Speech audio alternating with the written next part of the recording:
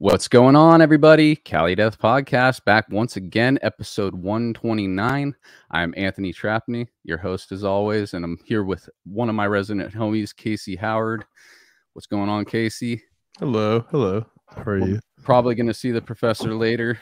Joel is once again going to miss an episode, but he's going to a sick show. He's going to see the first kickoff show of the Archaic tour that's starting in Santa Cruz. Oh, sick. The one we've been plugging, so we're going to be hitting that in the plug section too. But of course, we got to have at least one person in the flesh for that tour. So he'll have some shit to come back and talk to us about next week. And yeah, tonight we are joined by a fucking drum legend, known about him for several years, loved a lot of his. Hey, don't make that face. We believe this, okay? All the things that you've been a part of, I've been really a fan for so many years, and tonight we got Gus Rios. What's going on, Gus? Happy to be here, man. Thanks, dude. And I got real quick. I find that. Is this the flyer for the show Joel's at? Yeah, that's it right there. Sorry, So the Blue Lagoon, that first date right there. Nice. Yeah. Who else is playing First Fragment? Oh shit. First Fragment. Sick. I can't read the second band or the third band. I mean, judging by those logos, there's probably a lot of blast beats getting played tonight. Oh yeah, dude, so many. Oh yes, most definitely. How many drums are going to be hit tonight? Like how many notes are getting played tonight? How many kick drums and snare hits will there be? But yeah, dude, I'm sorry to the other bands. I should be more prepared. I still don't have any fucking notes in front of me. 129 episodes in, kind of just read whatever they throw up on the screen for me. So, yep, that's me kicking back, listening to a guest tell me some shit. All right, let's do the plugs thing real quick. Battleforgecoffee.com, always up top.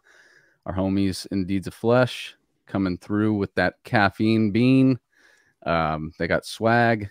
We've been plugging them ever since they became a company.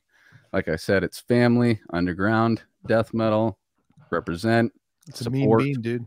We all drink coffee. It's the number one ingested drug in the planet. Is that the coffee that Mike Hamilton is that? Oh yeah. Yeah, that shit's crack cocaine, bro. It is, dude. It is straight up really good coffee. Like I say it every time, I'm a coffee guy, and this stuff is definitely a good batch of coffee that I've many batches that I've gotten from them. I actually got some more on the way soon, so might be a little swag in that box too. That'll be sick. And then nice. generator rehearsalstudios.com. If you're in the Southern California area, it's in the Oceanside area specifically, but if you can get to Oceanside, if you're close enough to commute for a rehearsal, that's where you want to go. CaliDeathPodcast.BigCartel.com.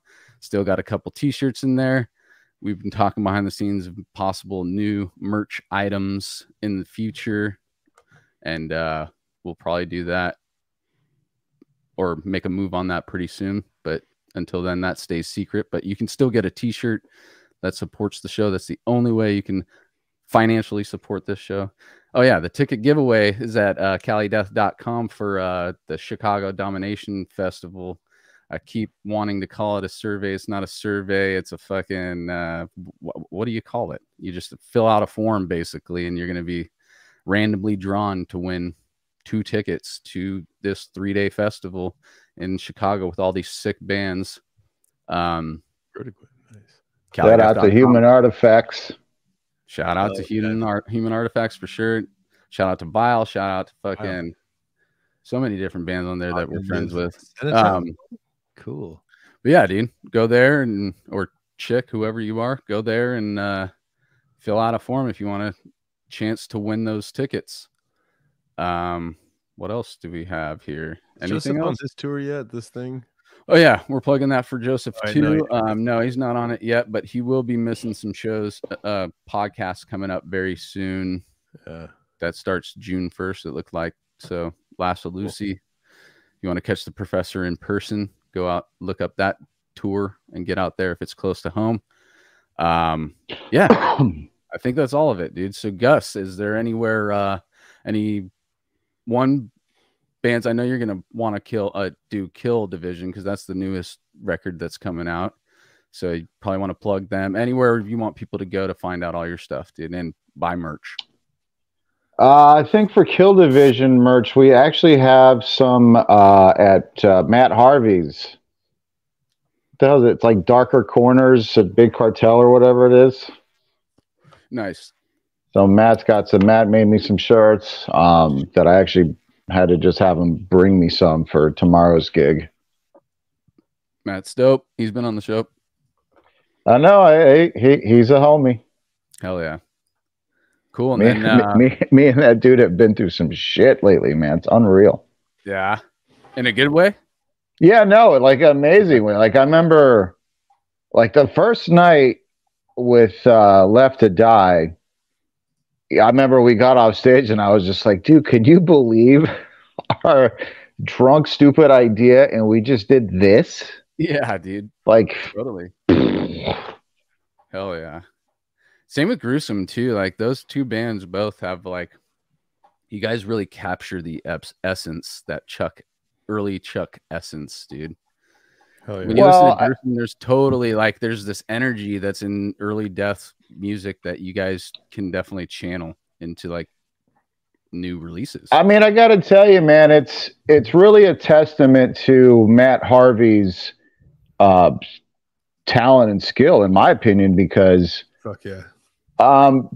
I learned the kind of the intricacies with things that you just weren't really aware of about Chuck and his songwriting. And it wasn't until Matt sent me demos that I was like, why does this sound so much like Death?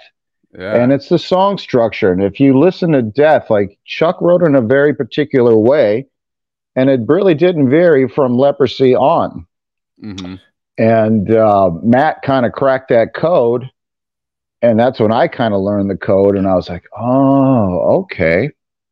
All right. I see where we're going with this. So it's really, you know, Matt's a talented motherfucker, dude.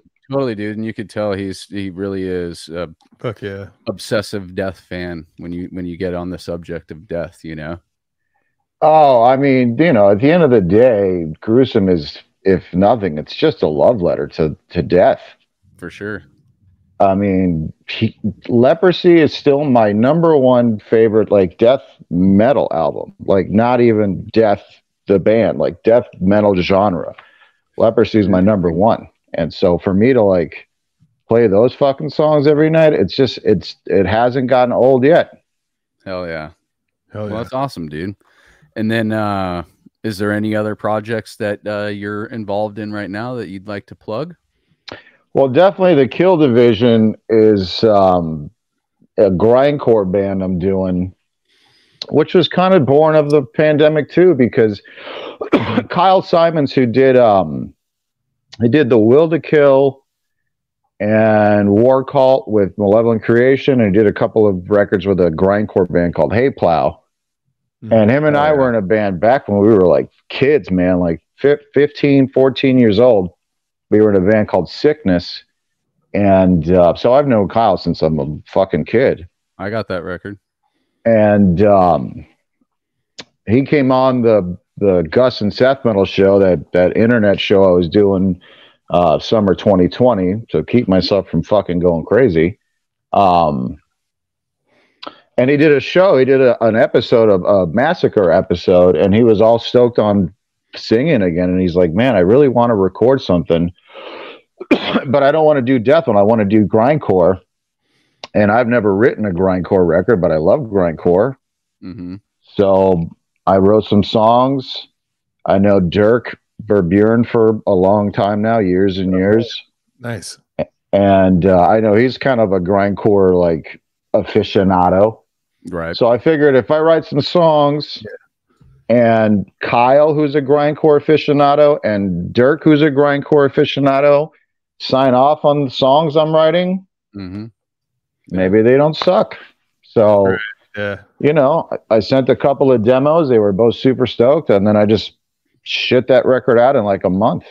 It's funny that you mentioned Hate Plow, because I didn't know who else was in the band with you, and I did already get like an immediate Hate Plow essence when I was listening to Kill Division, the song that you guys recently put out.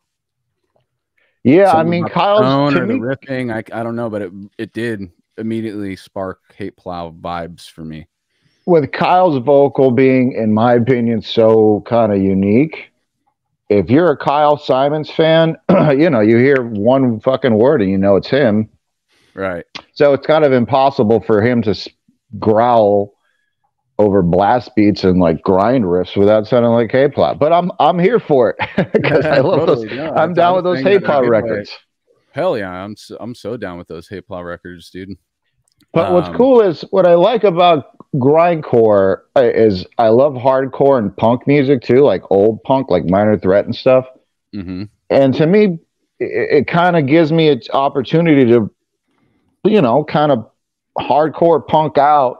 That really is how with blasting, you know what I mean? That's the box that you're playing in when you're doing grindcore is really just that, dude. It came from punk, you know.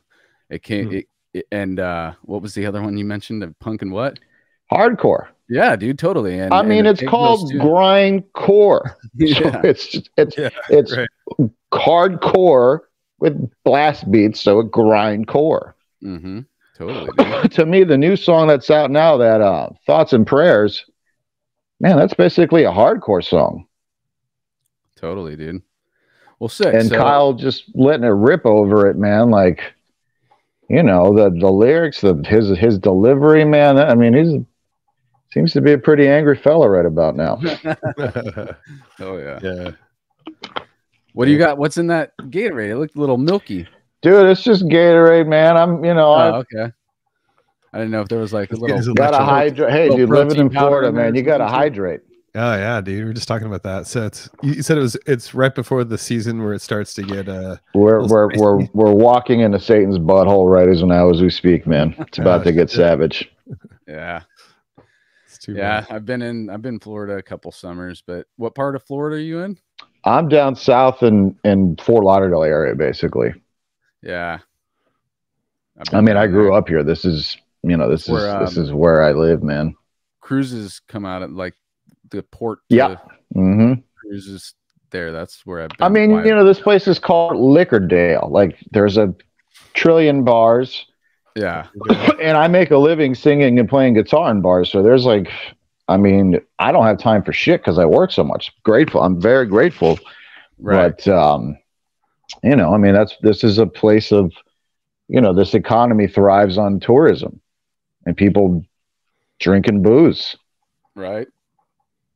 Yeah. Yeah. Well, cool, dude. So talking about Florida and all that, unless you have any more bands you want to mention before we move on. I mean, those are really the big, you know, what's interesting, which I think will be fun, but this is more just a fun thing, is Sunday, Phil from Municipal Waste is flying into town, and we're doing a Slayer tribute band. Sick. Oh, sick, dude. Nice. So that should be, you know, just a lot of fun. And that's local where you're at? Yeah, I mean, he lives in Virginia, so he's going to fly down here. I got two guys down here that are fucking unbelievable. Like, the dudes look like Kerry King and Jeff Hanneman. The one guy's got like a Jeff Hanneman guitar. Like, for me, It's great because I'm like, holy shit, I'm in Slayer. And so, you know, Phil's coming down to play Araya. So, you know, hopefully it'll be good. If it sounds killer, man, I'm going to shoot a bunch of video on Tuesday and put it all out. So start booking that band. Rad, dude. Sick. Yeah. Well, cool, Gus. Let's dig into you a little bit though, dude. Shoot, man. How we start the show is try and find the earliest memory you can conjure up about being a child and having music, connecting with music, you know, organically. You know what's interesting, man? I have this very vivid memory. I was dude, I was probably 9 years old, right? So I'm a kid. Mm-hmm. And this dude at school, Anthony, who was like the older metalhead dude, yeah, was like, you know, we were listening to Metallica and Twisted Sister and Megadeth and bands like that. And this dude was like, what are you little boys doing? When you want to grow up to the big boys, you got to listen to Slayer. Yeah. And my brother and I were like, who's Slayer? This is early 87. Older or younger brother? My older brother, Hector. Okay. Only by like a year and 4 months. So we're like two peas in a pod. Mm-hmm. And so we were both like these metalhead kids in middle school, probably. And real quick, how'd you guys discover it on your own before middle school, though? If I go further back, my brother and his buddy Sean used to watch Headbangers Ball. There you go. And at the time, true story, I was listening to Run DMC, motherfucking LL Cool J. Hell yeah. The old shit. The fucking, Def Jam shit, yeah. The jammers. But these dudes would watch Headbangers Ball every night, and I used to just go to sleep. And then eventually I just stayed up and watched the videos with these dudes, and I got all into metal. Like fairly quickly, I was like, damn, this is the shit. What kind of stuff were your parents listening to? Oh, no, my parents are like super religious Latin people. Like, really?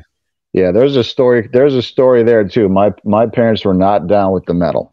So we've had a few guests that have had that situation, and I actually love to hear about this, dude. I want to know how you kept it a secret, I mean, without getting into, a dissertation of this, like my childhood sucked balls, right? Like not awesome.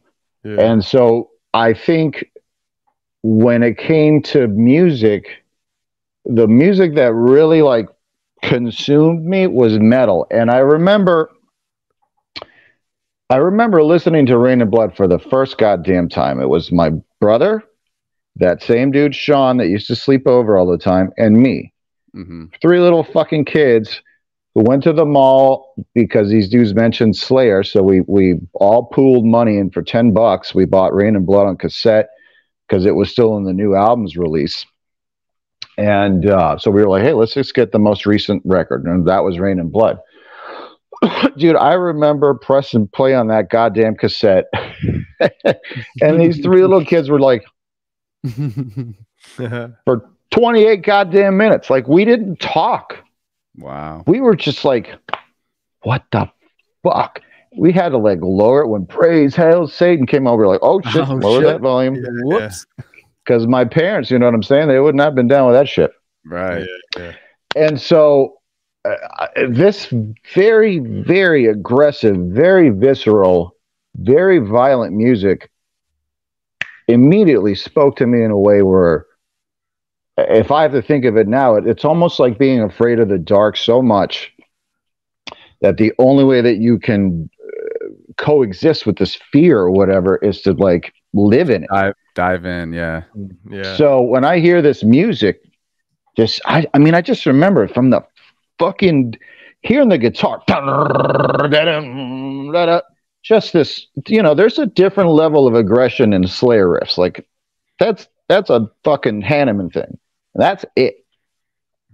And then the vocals and the fucking drums, it's just always like, right. I mean, and it's a moment that true to its fucking word and depth. Here we are today, however many years it's been since that happened. Right. And I'm talking to you guys because literally a direct line to that moment of listening to Rain and Blood in my bedroom with those two dudes and going, what the fuck? Yeah, dude. This is the best shit I've ever. And it's almost like I knew right then and there I wanted a goddamn guitar and I just wanted to be in a band. Like that's all the fuck I knew. And how old were you by then? That was 9 years old, man. Oh man. And that's, 9 years old. Damn. What were you gonna say, Casey? I was just gonna say, like, I think, like Rain and Blood is talked about a lot, but it's still like not talked about enough, almost like in death metal. Like it's kind of weird, but I don't know. There's just something about that. Like, of course, there was Metallica and like other bands, of course, Megadeth and other bands and then thrash bands doing that stuff before, but not really before. I mean, it's all the same time, but like there's just something about, all the Slayer's great, Hell Away, it's all the different ones around that, but just, and if we're talking about like the music that directly resulted with death metal, dude, I mean, Metallica, of course, is like sprinkle in the pieces of it, but no, dude, it was motherfucking Slayer. Totally, dude. And Possessed that, and Creator, like the extreme shit, man, like Creator, Dark Angel, Slayer, and Possessed is the fucking genesis of death metal. Ends of story. Don't even fucking argue it. That's it. And this is my thing. I think that I don't think most of it is a disrespect thing, like, oh, fuck Slayer, you know, it's pussy shit.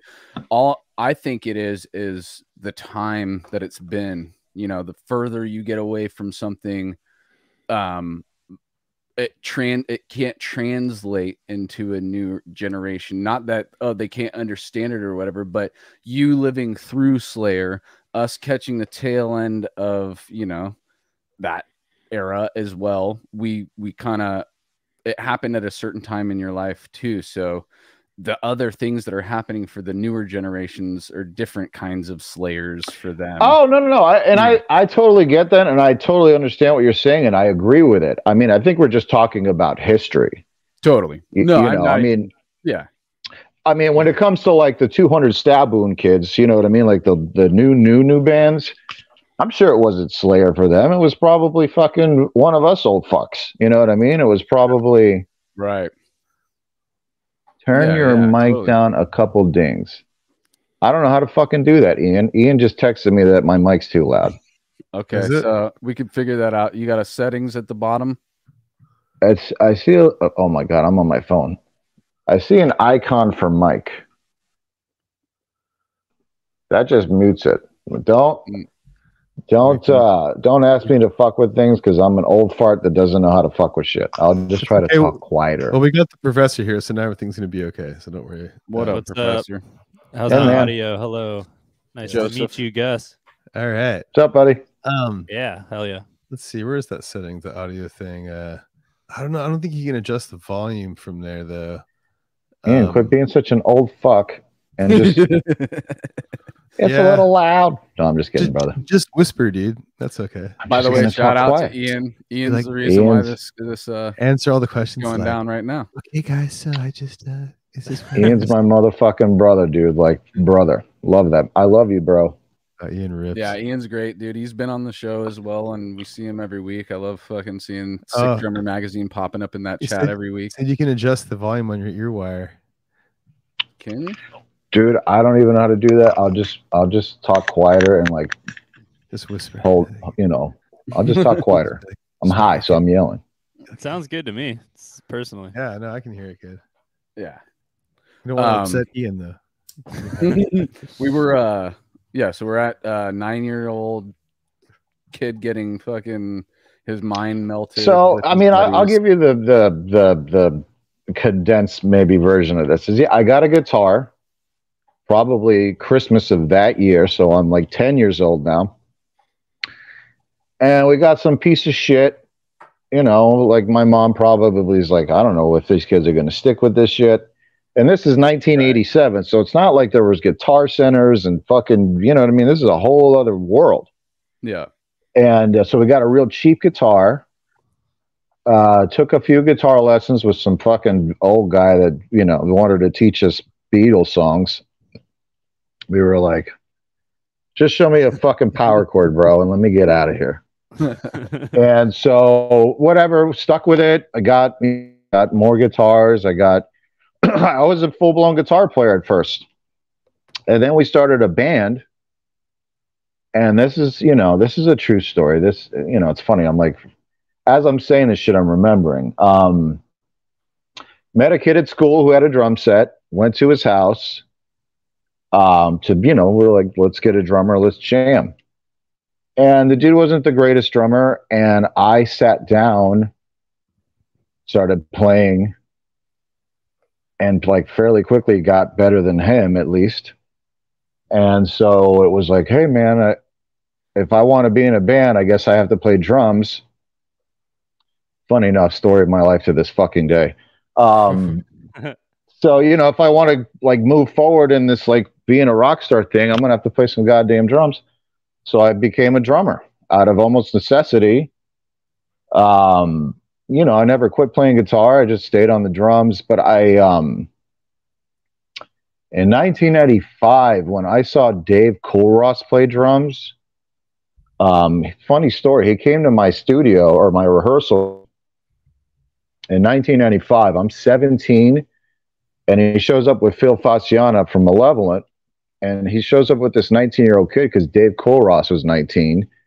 I don't know who this motherfucker is. Sits down behind my drum set and just is like tapping, tap, tap, tap, tap-a-roo. And I go, hey, man, if you're a drummer, let her rip. Dude, the fucking hurricane that took off behind my drum set was like, and this is 95. There's no internet. You've never seen a human being sit behind a drum and just start blasting. But he looked like this. Yeah. Just relaxed as fuck, but his hands were flying. Immediately got up and I walked right up to him and I went, dude, do you give fucking drum lessons? Because I don't know what the fuck I just saw, but that was some shit. And I want to be able to do that shit. Mm-hmm. And so I sit down. He's like, let me watch you play. He's like, yeah, I'm a teacher. I taught in Rochester, where I'm from. Sit down. Let me watch you play drums. Dude, I sat down for like 10 seconds. And my man goes, yeah, get up, dude. We're going to have to start from scratch. I was like, no. Fuck, that bad, huh? He's like, yeah, pretty bad. Damn, dude. So it was just technique and stuff. But I think this is where the difference is in regards to like the ones who excel at things and the ones that don't. Because my attitude right then and there could have been like, well, fuck it. I guess if I suck that bad, forget it. This guy just said, you're terrible. But, I'm the kind of person that I'm like, dude, I'm so grateful that he was that honest with me, because I was like, no. I told my band, hey, guys, I'm going to have to quit. Legit, I'm going to have to quit this band for a hot minute because I undo everything and just focus on this practice pad and stop like bashing drums and start, just using a wrist and fingers, which is like a motherfucker. Mm-hmm. But dude, I stuck my nose in the shit, and like 6 months later I emerged like, blasting with, obviously like not Kohlross, but by 97, I was just gonna say, 97 I was playing with Malevolent. Sorry for cutting you off. Imagine if you decided to quit then, dude. I would be a full-blown guitar player by, I never quit playing. Call it a dream in music, but you just wouldn't have been a drummer. I would have just been a guitar player. Yeah. Yeah. For me, it's interesting, man. I don't have any recollection of having a backup plan. Like, for me, it was, I'm going to do this or I'm going to die. I don't care. And, it was just this thing where I think for me anyway, I think one of the things I had to do was be, I never let drugs or alcohol ruin things for me. I certainly did plenty, but playing music always came first for me. So even if it was on tour or when I became a full-time musician, I never ever played a gig. I don't think, unless the whole band was that crazy, but I've never tanked a gig. Yeah. And every single time I play live in front of people, whether it's a cover gig for fucking 3 people or 20,000 at a festival, dude, I'm there to play the songs to the best of my ability, like for me, just because I want it to sound great. Totally. Which is sort of like the reverence I have for music in general, because if you ask me, music saved my life. 100%. It's my sword and shield. That's what's up, dude. All right, so before we get further into the timeline, though, I want to go back just a little bit because we got to Slayer, but we also like to hear about how things snowball for people once they get the metal bug, and how they were discovering new music. What was the first like real brutal death metal shit that you heard, or anything else that was as extreme as that? Like, take us through that a little bit. Well, going back immediate post Rain and Blood episode, we'll call that fucking, patient zero day or whatever. Right. You know, I went back, got hella weights. What the fuck? Like, I was like, damn, this is even more evil. Shortly after I got Rain and Blood, like South of Heaven came out. So this is 88. By that point, dude, I discovered Creator from like magazines, and you would look in thanks lists of bands, and you would see the bands that they thank. So then you'd go look for this shit. Like, you had to go to these things called record stores back then. Right. Yeah. And fucking take a gamble. Yeah. You know what I mean? And back in those days, we'd walk over to like the letter D, and because there was always something fucking good in D, S, M. D. You know, I remember the day I found Pestilence Consuming Impulse. I was like, oh, look at that, a fucking cool P band. I remember the album cover. This is already 88, maybe? I think 88 or 89, and it already said like ultra brutal death metal. Like, it was already a fucking thing. But going back before that, it was the same situation where I was in school. I'm a total thrash head, you know, Slayer, Creator, Dark Angel. That's my steady diet. Nuclear Assault I was really into. You know, the fucking real thrash, the fucking gnarly shit. Yeah. Like, I just wanted to hear the fucking snare go as fast as I could. Pop, pop, pop, pop, pop. So this dude comes up to me at school, this guy, Rob Watson, and it goes, you think Slayer's heavy? Listen to this shit. And he hands me Scream Bloody Gore. I mean, I remember it's a cassette, and I remember looking at the album cover and going, yeah, holy fuck. And these motherfuckers are just called straight up death? Yeah, I still love that artwork. Dude, I you know, put the cassette in my Walkman, which are these contraptions that played cassettes back in the day. Yep. Put on my motherfucking headphones and just press play and went. I was like, bro, these guys took that part of Hello Waits where he goes, Hello Waits, or whatever, and just made the whole vocal that. And dude, from the word go, I went, I fucking love this shit. This is the fucking shit right here. And right there, like, you know, a year later, Leprosy came out. And I'll never forget that. I mean, Leprosy to me is the album that really says, hey, dudes, this ain't motherfucking thrash metal. This here is fucking death metal. This is some different shit. Right. It's not that. This is some different shit. And that was the record where I was just like, everything comes after Leprosy for me. You know, right after that was Slowly Rerot from Obituary, fucking Altars of Madness.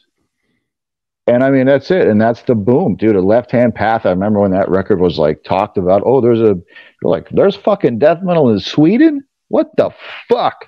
Yeah. So, you know, again, this is all pre-fucking internet, man. Like, you don't even hear about Sweden in 1989. Like, here's just this fucking Scandinavian shit. Snow. There's motherfucking snow there. Yeah. And, you know, and then that was it, man. Floodgates were open. And that was the death metal boom of the 90s, man. Hell yeah. It's so sad. I love hearing that because there's always a part of me that wanted to experience it because I was, you know, we were just the next ones. I mean, I'm not gonna lie, it was fucking rad, dude. Like, you could go to the store and you were just like, oh, that's a Dan Seagrave album cover. It was fucking recorded by who? We have our version of that though, you know. Record stores, I still to this day. Well, we still had records. Well, not Joseph, but Anthony. I'd spend hours at Amoeba. Anthony and I are old enough to remember buying music and having CDs or flipping through. When you were saying the D section, I'm like, I remember literally just. I would spend like 3 hours in Amoeba if I was by myself and just flip through every single one. So here's the question. Here's the somewhat psychological question. Has music become less valuable to the way younger generations because it's so easily accessible? In other words, you put in some effort, like you had to buy music like in a physical place to fucking hear it. Right. You know what I mean? You had to get in a goddamn car and drive to a destination. You know what I mean? You had to really kind of put in some work to get a record. And it was, there was the satisfaction of getting that great record too. The one that you weren't expecting to be as great as it was, or we definitely took chances, like you said, rolled the dice. We called them luck of the draw. Yeah, I mean, I remember when I bought the first Deicide record, I put that fucking shit on in my house, and I was like, bro, I'm not religious, but I think the devil is in my fucking house now. Like, you know what I mean? Like, it fucking blew the fucking hair off your fucking head, man. Oh, yeah. What a fucking time, dude. Cannibal Corpse, like, dude, when by the time Tomb of the Mutilated came out, like, that was just like, and then I was actually in that scene in Ace Ventura. No shit, you were in the crowd? I was in the crowd. Hell yeah. Really? In the movie? Yeah, they filmed that shit. This is a funny story. So I'm at this drum shop called Resurrection Drums. So cool. I'm wearing a Cannibal Corpse shirt. Like, fucking serendipity. This dude walks in, or he's already there, and he goes, hey, I'm picking up a drum set for that band. I was like, what? This fucking band? He goes, yeah, we're shooting a movie with Jim Carrey. I was just like, wait, what the fuck are you talking about? He goes, yeah, come tomorrow at 9 a.m. to the Cameo Theater in South Beach. Here's my card. You and your brother are two extras. So we fucking drove down there the next morning, and sure as shit, man, there's Cannibal Corpse on stage, and Ace Ventura does a goddamn, stage dive into the crowd. It was fucking crazy, man. We had talked to that he dived onto. You held him up, dude. I was further back because we're little kids, man. I was like, man, I'm not going, because they were fucking moshing for real, because they were like, dude, let it rip. So it was all like the Miami skinhead guys just going fucking ape shit, man. I went, nope. We talked to Paul about that shooting that scene, and how was he there? We had him on the show. But was he there? No, not Paul Masvidal. Paul from Cannibal. Sorry. Oh, okay. Buzz. He was talking about what it was like to shoot that scene, and how they had to act like they were playing, but really, they just played like the first. And I never even really thought about that, because they wouldn't have been able to get clean audio on. So what was that like from the audience perspective? Were they up there like?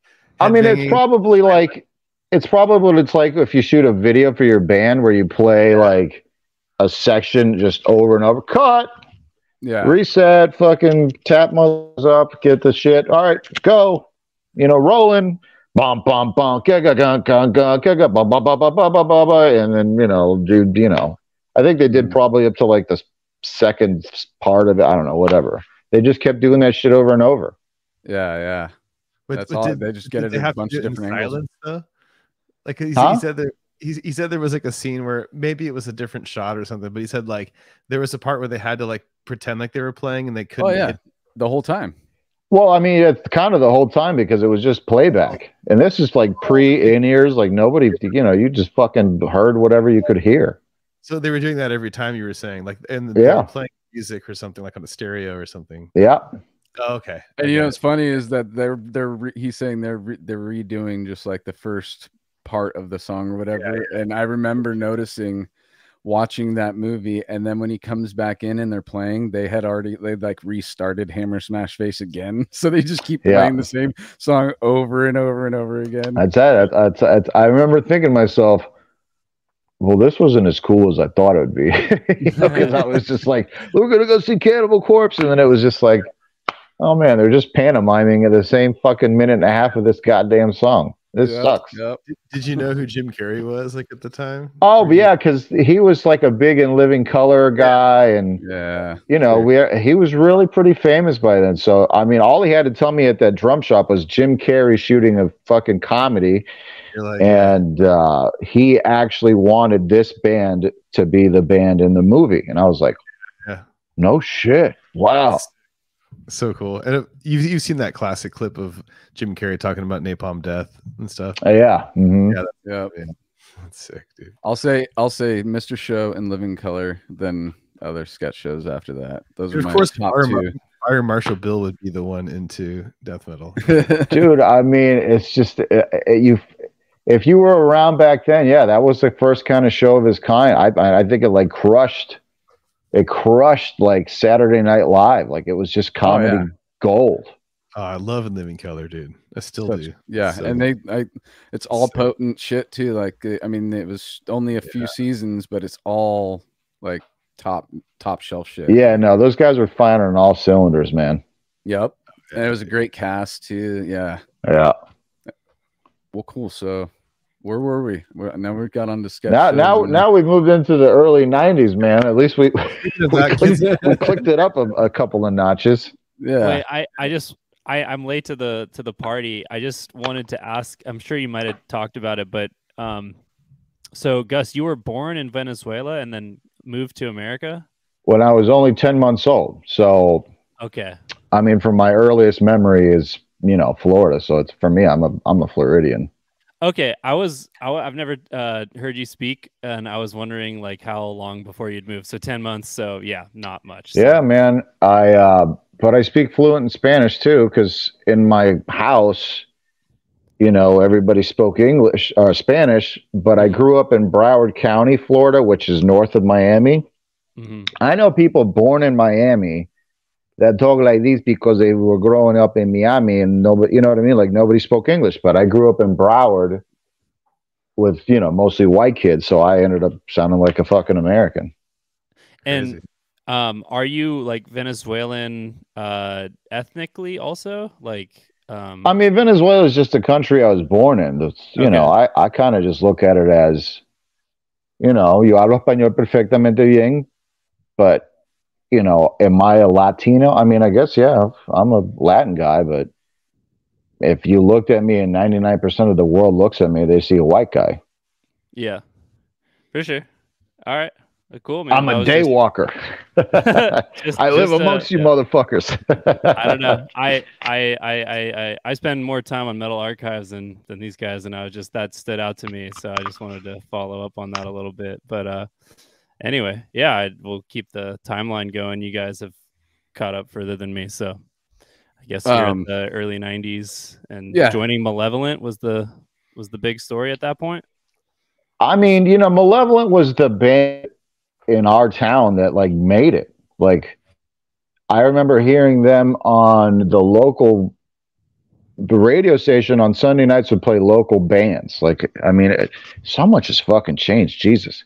Yeah, there was like a station that played your local band, and I'd heard Malevolent Creation a bunch. Like I heard the name, or you see them on flyers and shit, and all of a sudden I hear their demo, and it's like killer Moorsound production, and I'm like, damn, these guys recorded a fucking Moorsound. Then next thing you know, they're on goddamn Roadrunner, and they have an album out with a goddamn Dan Seagrave cover. We're like, damn, these motherfuckers did it, and that was the thing, man. It's a big thing in your area, especially when everything's coming out of Tampa, that you're like, damn, so it is possible. Like, we don't have to live in Tampa to fucking make it in death metal.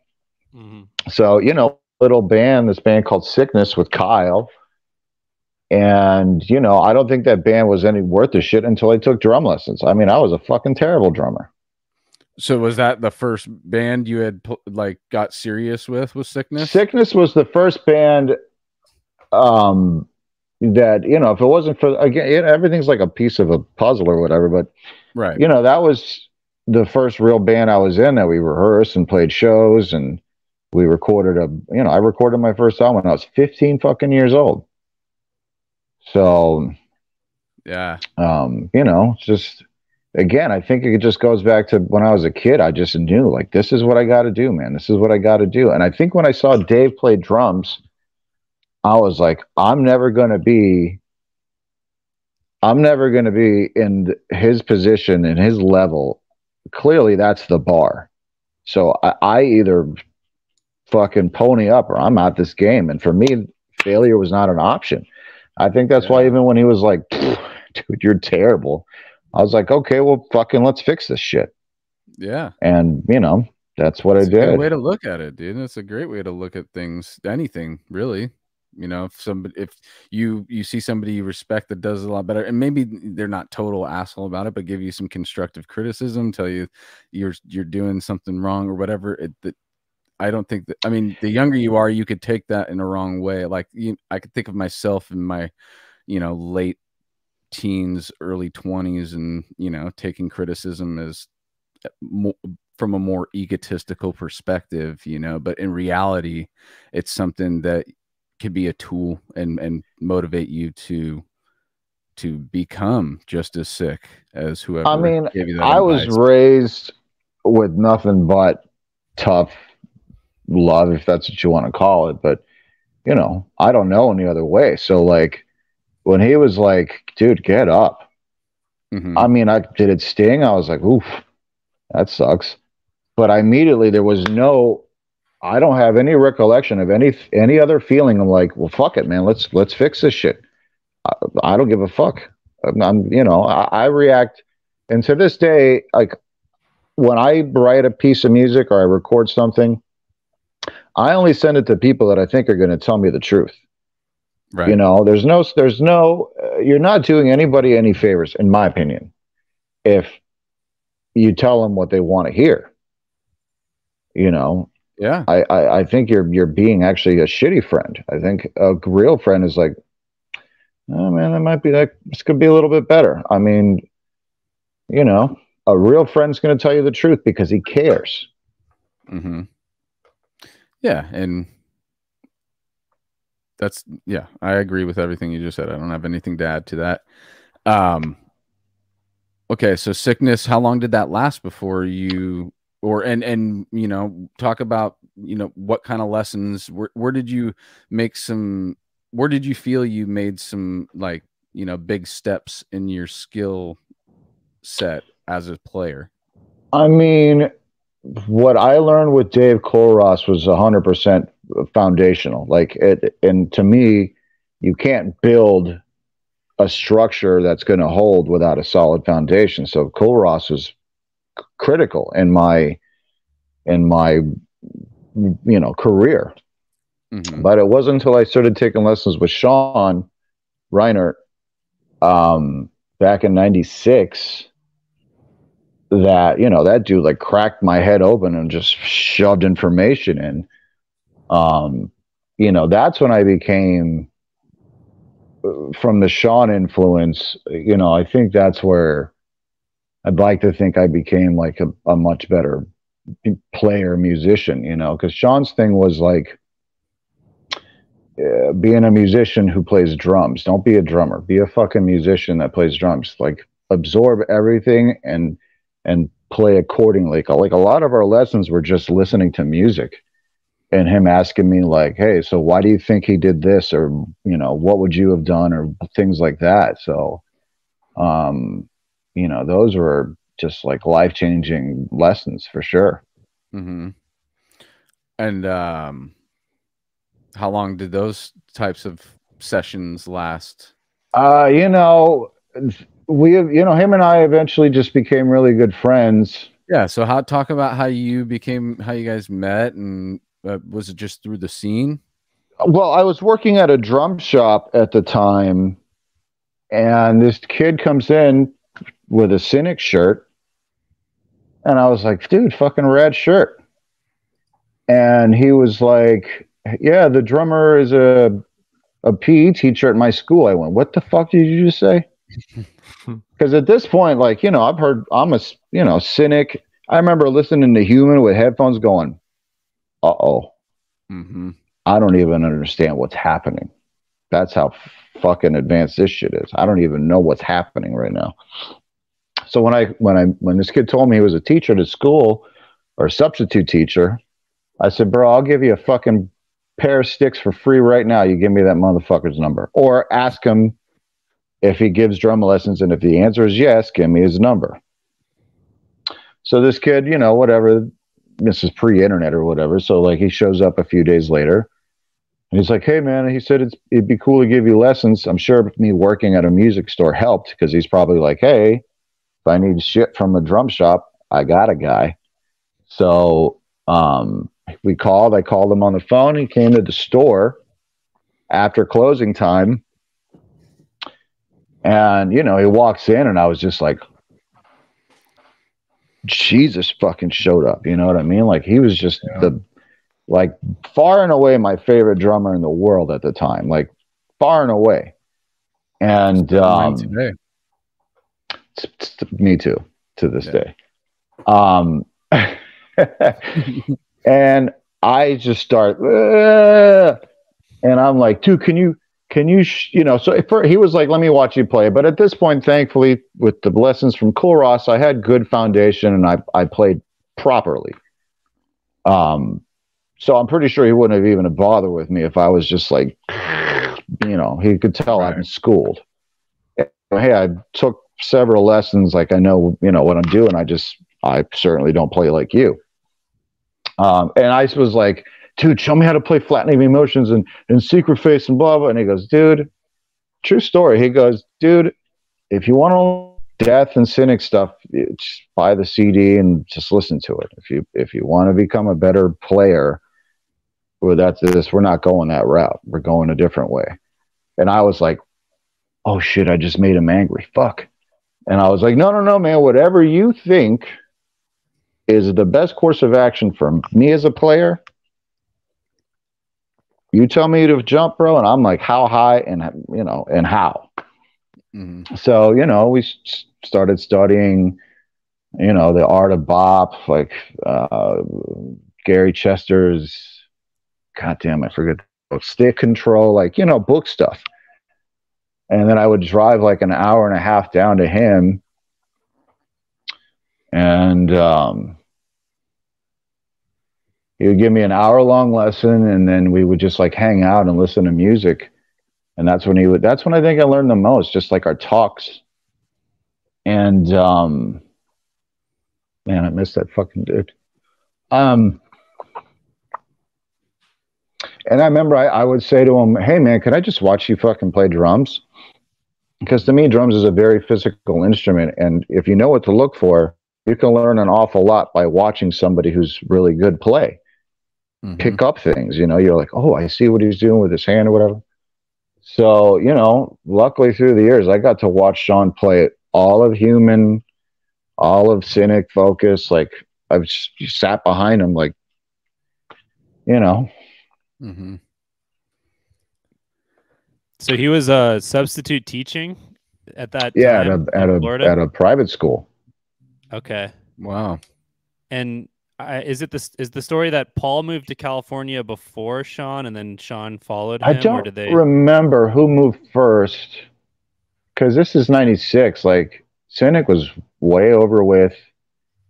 And it was Paul interesting because, dude, in Sean's mind, and this is how he was to the end, man. He was just so humble. He was like, dude, who remembers anything about Cynic or Death? And I was like, dude, you don't even know.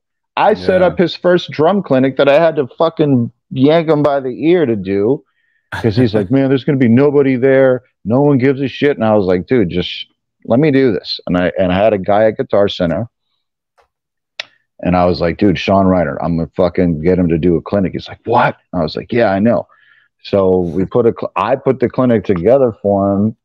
And I remember we walk in together and he was like, holy shit, there's people here. And I just look at him and I go, bro, when are you going to listen to me?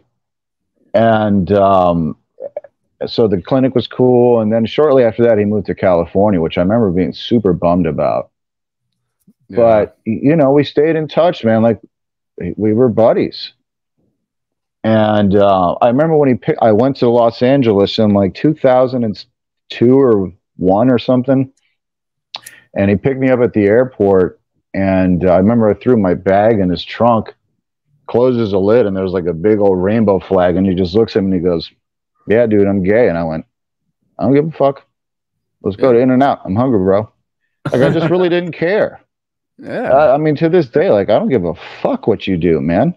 If you're a cool dude or a cool girl or a cool whatever you want to be, I don't give a shit. And I think that's when he really, you know, we became even closer, because back in those days, you know, it's a different world. And he was closeted as fuck. And I was probably the first dude, heterosexual dude from the metal scene that was just like, I don't give a shit, man. We're cool. You're cool. I still think you're the greatest drummer in the world, so I don't give a fuck. You know, and then we just fucking you guys connect on. That's what's so funny about that situation. If anybody has like issues with that, it's like you connect with person because of their art. You know, so why would their sexual orientation have anything to do with anything? You know. I mean, I can tell you, I think a lot of heads straight are like, I can't be friends with a gay guy because he's going to hit on me. Dude, I was friends with that dude for 25 years. We slept in the same hotel rooms together on tour. Like, you know what I mean? Never, ever fucking, we were like siblings, dude. We were like just siblings. You know, brothers. That's just, it's twisted thinking. The people are humans, dude. I've known so many people that are gay, and I have family that's gay, and I have so much fun with when I go out with them. Actually, their bars and clubs are fucking fun, dude. So I mean, it's just to me, it's just like, I mean, I used to joke and be like, hey man, more chicks for me, you know, like I don't give a fuck, man. Yeah. Well, it's interesting how like over time things become more accepted and it's like more normal and stuff. But when you go back into decades past, you're like, oh, it wasn't. You know, dude, he moved. Sean Reiner moved to California just to fucking be gay, dude. I mean, you know, music and you know, I'm a music thing, but he really just moved there so he could just be who the fuck he wanted to, you know, and not around anybody he knew and start a new life, man. And that. It sucks that he felt he had to do that. Right. Yeah, totally. Oh, respect. Yeah. Think of all like the close-minded dudes that got bummed out when Rob Halford came out.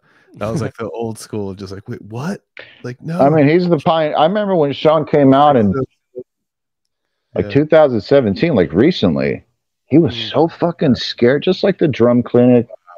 Just like the first time we went to the NAMM show together, he was like, dude, I'm so nervous. No one's going to know who I am. And, you know, he's just so like, you think like, dude, you're Sean fucking Reiner. Right. But dude, to the very end, man, he's just like such a humble dude that, you know, he knew his shit stank just like everybody else's shit stinks. We're humans. Was he growing weed when he's still in Florida, or is that something? No, that was doing? That was definitely a California, you know, legal enterprise that he had going on. Does Florida have good places to grow weed? Like, is their climates good for certain strains? I don't know. I don't know where the shit comes from. I just partake. That's a quote right there. I mean, you know, these days, dude, if you come across bad weed, you fucked up. Like, there's good weed everywhere.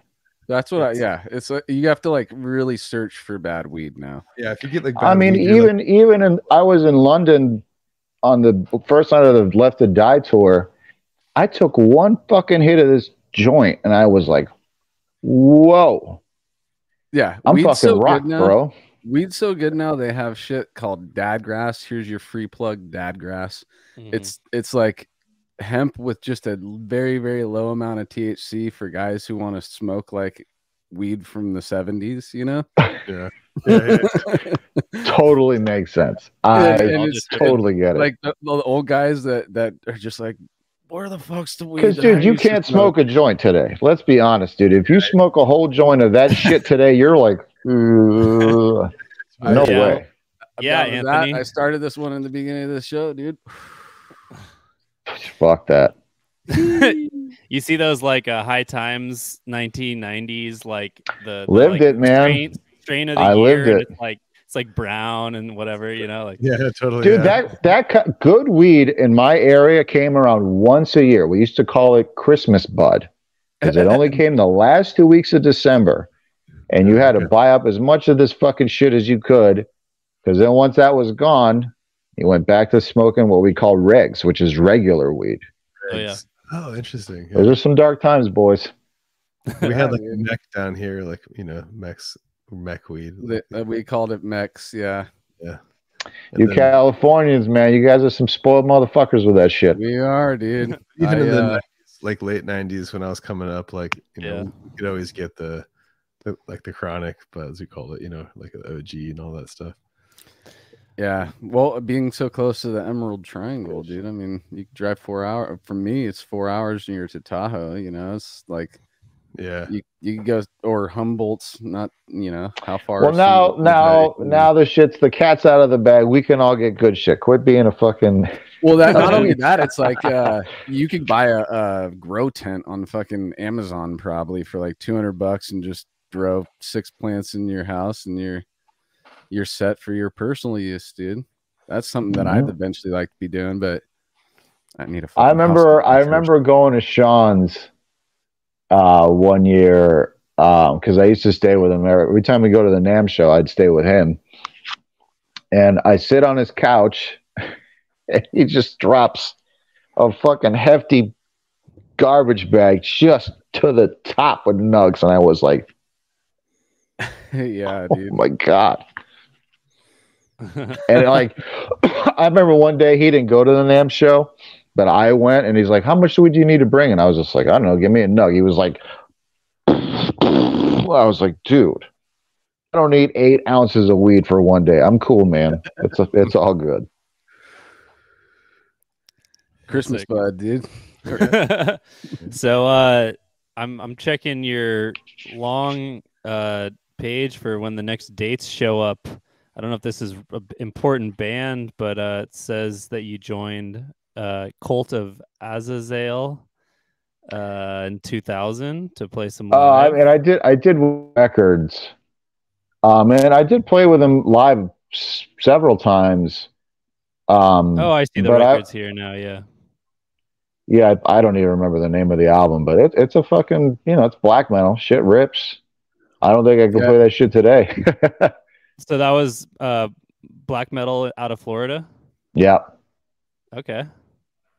That was Malevolent Creation sound guy. Sorry, I was just going to say shout out Dave Colross Jr.'s in the chat with us tonight too. We were just talking about Colross not too long ago. So what up, homie? Yeah. Talking a lot about your pops, man, and how, dude, again, man, fucking Dave Colross was critical to my career. Like, I'm eternally grateful to that dude. Talk to your pops, David.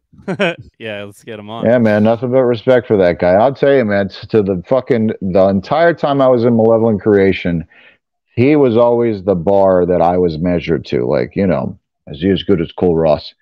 Which, you know, let's be honest, I'm probably not, but you know, I gave it a fucking as good of, you know, as I gave it as good as I could.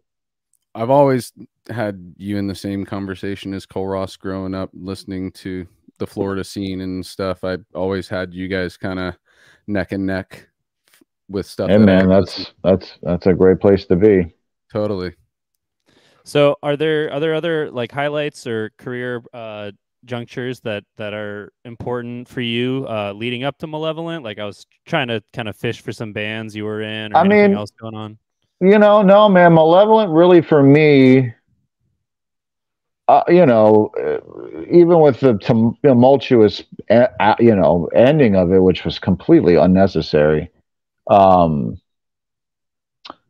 I'm very grateful for my time in that band, and I'm, you know, that's really, you know, for me to be, my first tour I ever did was headlining Europe with Malevolent Creation. Like, I mean, that's a really, you know, that's a blessing, man. That's that lucky break that you dream of. And it's honestly like, it's not even till very recently that I can back at things like that and start to appreciate them. Like, appreciation is like a very recent feeling to get, because, like, you know, for me, it was just like, I didn't even know what that felt, what it feels like to like be grateful for things. It's not in like an asshole way, but I was always just like, I don't deserve good things, so everything I get, I just work fucking super hard, and, you know, but now I can look back and go, no, that was a lucky break, man, you know. You know, going out with Malevolent, because everything came from that. What was Gruesome. What was the tour package for that Europe tour? That first tour was Malevolent, Cataclysm, Mhm. and Catastrophic, which was Trevor's post-obituary band. Yep. And then after like 3 or 4 weeks of being over there or something like that, it was a long tour, if I remember. We then hopped on this festival tour with Immortal, Hypocrisy, Vader. I mean, it was like fucking, for me, first tour. I was like, I'm a fucking rock star. So, you know, all the bullshit aside, man, you know, if I saw Phil today, I would definitely just be like, hey, dude, thanks for the opportunity. You know, that, you know, a lot of things came my way from being in Malevolent. So I'm grateful. Hell yeah, dude. And no matter what, dude, especially first tours, like there's always the memories of the cool shit that happened that always will stick with you. Like I always think about, like, we may have been broke and fucking living, basically sleeping in the van in friends' houses by the end of that first tour, but that stuff doesn't really come to the surface when I want to think about that tour. It's like all the sick fucking shit that happened, and being stuck in the van with these guys for 30 days in a row. And I mean, you got to think, number one, how many humans are going to have an experience like that? Not many. Totally. And narrow it down, how many people that play an instrument are going to have that experience? Not many. Mm-hmm. So, you know, just to be able to be on a stage and, you know, express yourself in this, you know, this gift of music, man, it's a blessing. It's great. And to have people, you know, not only giving you their attention, but knowing your songs. And, you know, with my other band, Severed, that was kind of the first time where I'd see people singing along in the crowd and I'm like, whoa, that's crazy. People are mouthing the shit that I'm saying to them right now. And it's the greatest. I mean, for me, I never, ever, ever, ever, I don't give a fuck if I'm having the worst day ever. Like, I never fail to always remember the fans are fucking equally as important as the band. Y'all, because if it wasn't, you know, silence. It's the fans that drive the fucking world, man. So, you know, especially out with like the Left to Die thing, where people are always just so like, man, thank you so much for playing with these guys. And I'm like, hey, dude, I'm just happy to be here. Number one. Number two, thank you for fucking coming here and still caring. Right. If it wasn't for you guys, we wouldn't be here.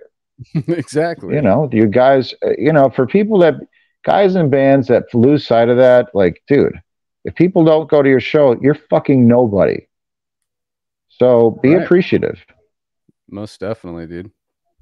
Here. No matter if it's, and we've all had the low capacity or the low attendance shows, and you still give it your all for those 20 kids, you know? Like we talk about playing like this extreme music and death metal and stuff, and of course it's not like a huge money maker, but people do make, you know, or have. Did I just say Severed earlier, Gilbert? Is he? Oh yeah. Okay, Severed Savior. Yeah. Sorry. But the point is that I know a lot of people that play music that to us metal guys would be like way more accessible, and like they play this kind of stuff or reggae or these kind of things and whatever, and like, but they've some people are just like, oh, you've toured? Like, I've never toured. Like, that's crazy. You know, it's like, yeah, and I was playing death metal. That's so weird. Like, I mean, you know, I talk to normal people all the time, and, you know, they're fascinated by death metal. And I'm always like, look, it's a really small genre, but it's a fucking global genre. True. I've been all over this goddamn planet because of this atrocious music. So, you know, death metal fans are different, man. And I have like a whole psychological theory on why death metal fans are different. And, you know, and it has to do with like me when I first listened to Rain and Blood. How the fuck does a 9-year-old resonate so intensely with this fucking super terrible music? You know, you play Rain and Blood for 100 people, 99.999% of them be like, what the fuck is that? But when guys like us listen to death metal or thrash metal or any kind of extreme metal, it reaches a part of us. I feel like it fills a hole that most of us have. Mhm. And that's why death metal is so universal, because it's just the most common thing in the world to for some of us, you want to belong. For some of us, it's because you felt like you belong where, and there's just fucking crazy music, and you can Totally. see one dude out of 20,000 and he's wearing a fucking Deicide shirt. You're like, bro, we're homies. And that's we've already a really jumped 10 interesting steps socially. It's like, that's what I feel. It's like there's certain hoops that you got to jump through when you meet somebody for the first time. But if you guys, dude's wearing a suffocation shirt and I'm wearing a Spawn of Possession shirt, Insta bros. There's like 5 hoops we just jumped You through. gotta watch out now, because it's like in Beverly Hills, you got like Kim Kardashian wearing like, Morbid Angel or whatever. I mean, it's gotten a little skewed lately, but it's so weird. Like, Justin Bieber shows. Nah, up, dude. All right, then something a little more undo than. I mean, you see a dude with tattoos and a fucking Slayer shirt. Yeah, chances are pretty good he listens to Slayer. Yeah, it's like it's like a model chick, like in Hollywood, probably not. Yeah, I mean, if you see something like that, I think you just. It's the thing. Again, man, I think psychologically, a person that listens to extreme music, whether it's even hardcore or punk rock, the outcast, there's something there psychologically that unites us all. And, it's much similar like people that really love horror movies, like horror conventions. Mm-hmm. Dude, psychologically, those people are death metal people, whether they listen to whatever they listen to. I know it's chances are it's death metal. And it's like they're not exactly the same, but I kind of feel like it's like the best comparison, like with death metal music. It's kind of like it's like the horror movie genre, or just. I say to normal people all the time, I say death metal is just an audio version of a horror movie. Right. Yeah, I've definitely used that as well. And it's like just like in the movie, it makes the X amount of money percentage compared to like some all level blockbuster. Brett Hoffman coined it the best. He says, "Yeah, we play what did he say? Old school death metal, DEBT. Death metal, yeah. Death metal. That's a Brett Hoffman copyright. Rest his soul." Starting to get chilly up in this fucking shop. Death metal. Yeah. So what are your bands that you're playing with these days, dude? So I do Gruesome, which we're working on a new album now, which I got to tell you, without getting into that, but 4 years ago or 3 years ago, there was just no way in the world I was even gonna mental close to because it's our next record is supposed to sound like it's the Human record. Mm-hmm. So I remember calling Sean in November of 2019 and telling him I'm fucking terrified. Like, it's been pretty easy with Gruesome until now. Now I got to step into that dude's ring, and dude, I'm nowhere near the player that Sean Reinert was. No fucking way. So I called him and I was like, dude, I need to come over to your house and you got to help me write this shit. And this is the kind of dude he was. It's like, the hell you don't need me. You got this. Which, that dude was fucking my biggest cheerleader. Mm-hmm. And, so anyway, long story short, just recently, very, very, very recently, I've become okay with a lot of things, one of which is like, okay, this next Gruesome record is like my love letter to my best friend. Mm-hmm. And there's going to be a ton of people that are going to be like, oh, it's nowhere near Reinert's playing. Yeah, no fucking shit, it's nowhere near Reinert's playing, but I'm going to just do what I do because that dude was my bro, and a lot of the way I play today is still so much of him. And so that's the next thing. There's actually probably next week I'm recording a Left to Die song that Rick Ross wrote. Okay. So Left to Die original music coming at you at some point. Sweet. So until now, it's been just the covers of the early material, and it's been a live act. Yeah, that's it, man. Okay. And then on this last tour, Rick starts playing a riff, and I went, "Hey, what's that?" And he goes, "Hey, I wrote some riffs." And in my mind, I'm like, "That's the guy that wrote Primitive Ways. If the guy that wrote Primitive Ways writes a new riffs, that's fucking Leprosy 2.0 for me." So I'm all for that shit. I mean, not to mention From Fucking Beyond shit. So, you know, I'm just grateful to be a part of that. Totally. And then the Kill Division, we just put out a grindcore band with Dirk Verburen on drums, Kyle Simons on vocals, and me on guitar. On the record, it was Jeremy Kling, and he mixed the first record. We just put out a new EP for pre-order through Redefining Darkness. Plug. You know, if you like that old 90s Terrorizer, Napalm Death, Brutal Truth style grindcore, check it out. Sick.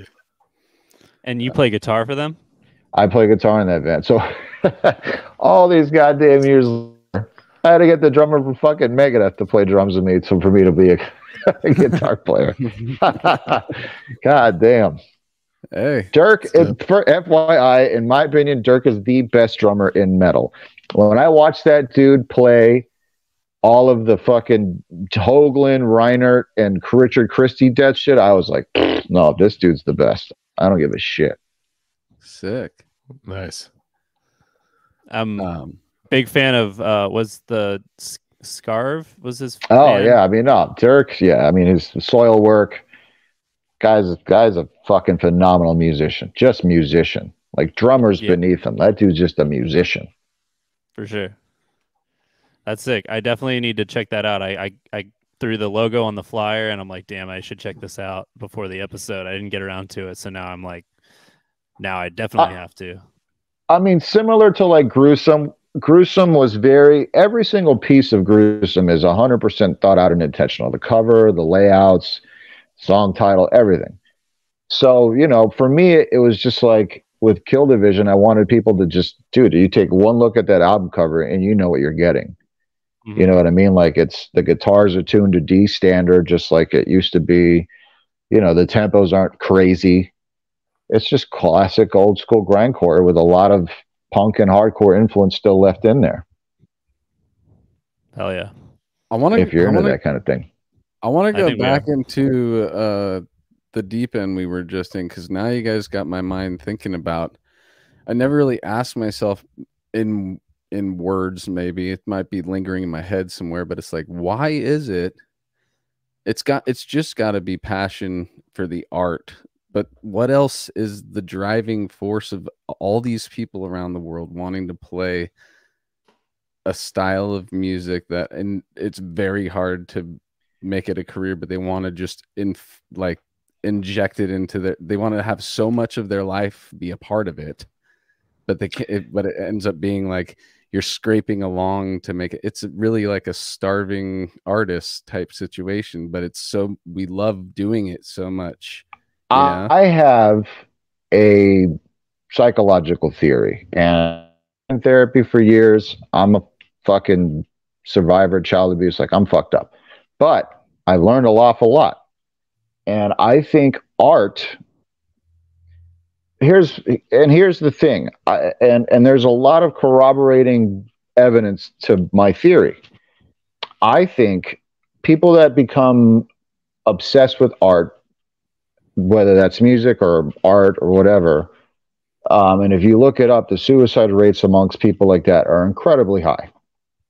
And in my opinion, it's because when you come across something that fills that cavity in your soul or your mind, or however you want to look at it, due to some sort of trauma, likely, it hits you in a way where it just it soothes your soul more than anything ever has. So you just become obsessed with it. It's just this thing that you just need it to breathe. In other words, like, if you have no problems and your life was just fucking awesome from day one, I find that those are probably the people that just go to college and get a job and like, you know, you ask them who their favorite band is. They're like, oh, you know, I like whatever's on the radio. Like people like that, they don't know trauma. And again, this is just my theory, but I think people that find, whether it's acting or it's fucking painting or graphic arts or playing music, whatever form of art that is, for it to consume you enough that you devote your life to it, it's occupying a void somewhere in here that allowed it to metastasize in your psyche enough that it's like it takes over and it's like, nah, man, this is the shit because everything else has sucked until now. So let's focus on this. Mm-hmm. I mean, that's I mostly agree with that. I don't necessarily think that it has to be trauma that would have to get you to a point. It doesn't have to be, but it because I'm thinking like everybody has, you know, there's everybody has their own little or big traumas that happen throughout their life. The existential angst of, you know, one day it's gonna fucking be over. That's also just a thing that's could be just lingering for people too. So like, even if you don't realize we have some kind of, you know, death anxiety lingering throughout the day, something that gives you an excitement to be alive. But even that is typically born of somebody that experienced death at a young age. Chuck Schuldiner, his brother died when he was very young. Dude, it all played a giant role. I mean, I learned so much about Chuck from Rick and Terry. Dude, listening to those fucking two dudes talk is mind-blowing. Here's two guys. Hey, man, remember that time we were in Chuck's bedroom in fucking 1984? And you're just like, these are the dudes that invented this shit. You know, and it turns out the death of Chuck's brother played a giant role. I mean, dude, his band was called Death. He became obsessed with it. Right. Open Casket. It's about his brother. It's like, you know, it's all very psychologically corroborated. And so I think, you know, also like listening to aggressive music just helps you kind of organize your aggressive feelings a little better in your head, you know, and that's why death metal dudes are more laid back and chill. I say it all the time. People have this obvious misconception that, you know, it's just horrible, violent music, which again, it's like horror movies. Yeah, it is. But I think people who listen to death metal discover a very constructive and safe way to expel that negative energy. Because again, it kind of goes to like when I was 9 years old and I heard Rain of Blood, like this is just seething darkness. But I was like, well, that's, you know, kind of all I've known in my life. So let me just go in there. Let me just live in that shit and I'll find peace in that. Dude, I mean, being in a packed 200-300 capacity room, people are literally blowing off steam. You know, you could totally smell it and taste it and feel it in the air. You know, it's just it's a more intense form of music or entertainment or experience. Like it's just faster. There's more going on. There's more energy, more adrenaline. It's like a gnarlier roller coaster as opposed to Disneyland. Most people like Disneyland. You know? I mean, again, I think psychologically speaking, the death metal fans, if I would be so interested if some psychologist or therapist or whatever the fuck interviewed, like devised 20 questions for like some sort of psychological profile and asked like 1,000 death metal fans. I would love to know the results of that. Because this music is fucking atrocious, dude. It is. You play this shit for normal people, they are mortified. Yeah, that's true. It's pretty funny. Yeah. I mean, they play Deicide to torture so people. It's like worse than a horror movie, dude. Seriously. Let's think it's worse than a horror movie? It's a lot. Almost, dude. It is because a horror movie usually starts off mellow, then it has like the peaks. Death metal is just fucked up from the word go. Yeah, it's like, I mean, like you could have like a horror movie going on, and Imagine- your grandma walks in and she's like, "Oh no!" But like you could have like Deicide playing, and your grandma walks in and she's just like, imagine. "You're in Fuck, trouble, or dude. that's a big problem." Or like, "Oh my god." Imagine like Friday the 13th, where it It's just gnarlier, dude. you It see really it starts, and then he's just stabbing somebody already. And Yeah. it just keeps Right. fucking It's attacking right. you That throughout would the be whole the entire death film. metal is the equivalent of like opening credits, Yeah. cut. But there's way more of like a social like concern about someone who listens to that music as opposed to watches that movie, because like the movie they're like, oh well, yeah, he just likes the horror movie, haha, you know. But it's like they Right. listen It to seems that much more right. because it's not on the radio. It's not anywhere. It's like you had to dive for that. Like Mhm. horror movies are playing at the theater, so they're like essentially on the radio. They're like That's on a different- great observation. Correct. like, but death metal is not anywhere near. Like people just don't even they don't even know about it. People, there's They don't even literally know it quite a exists. few humans. Yeah, I'm they're like, sure millions and billions of people that don't Yeah. even know it exists.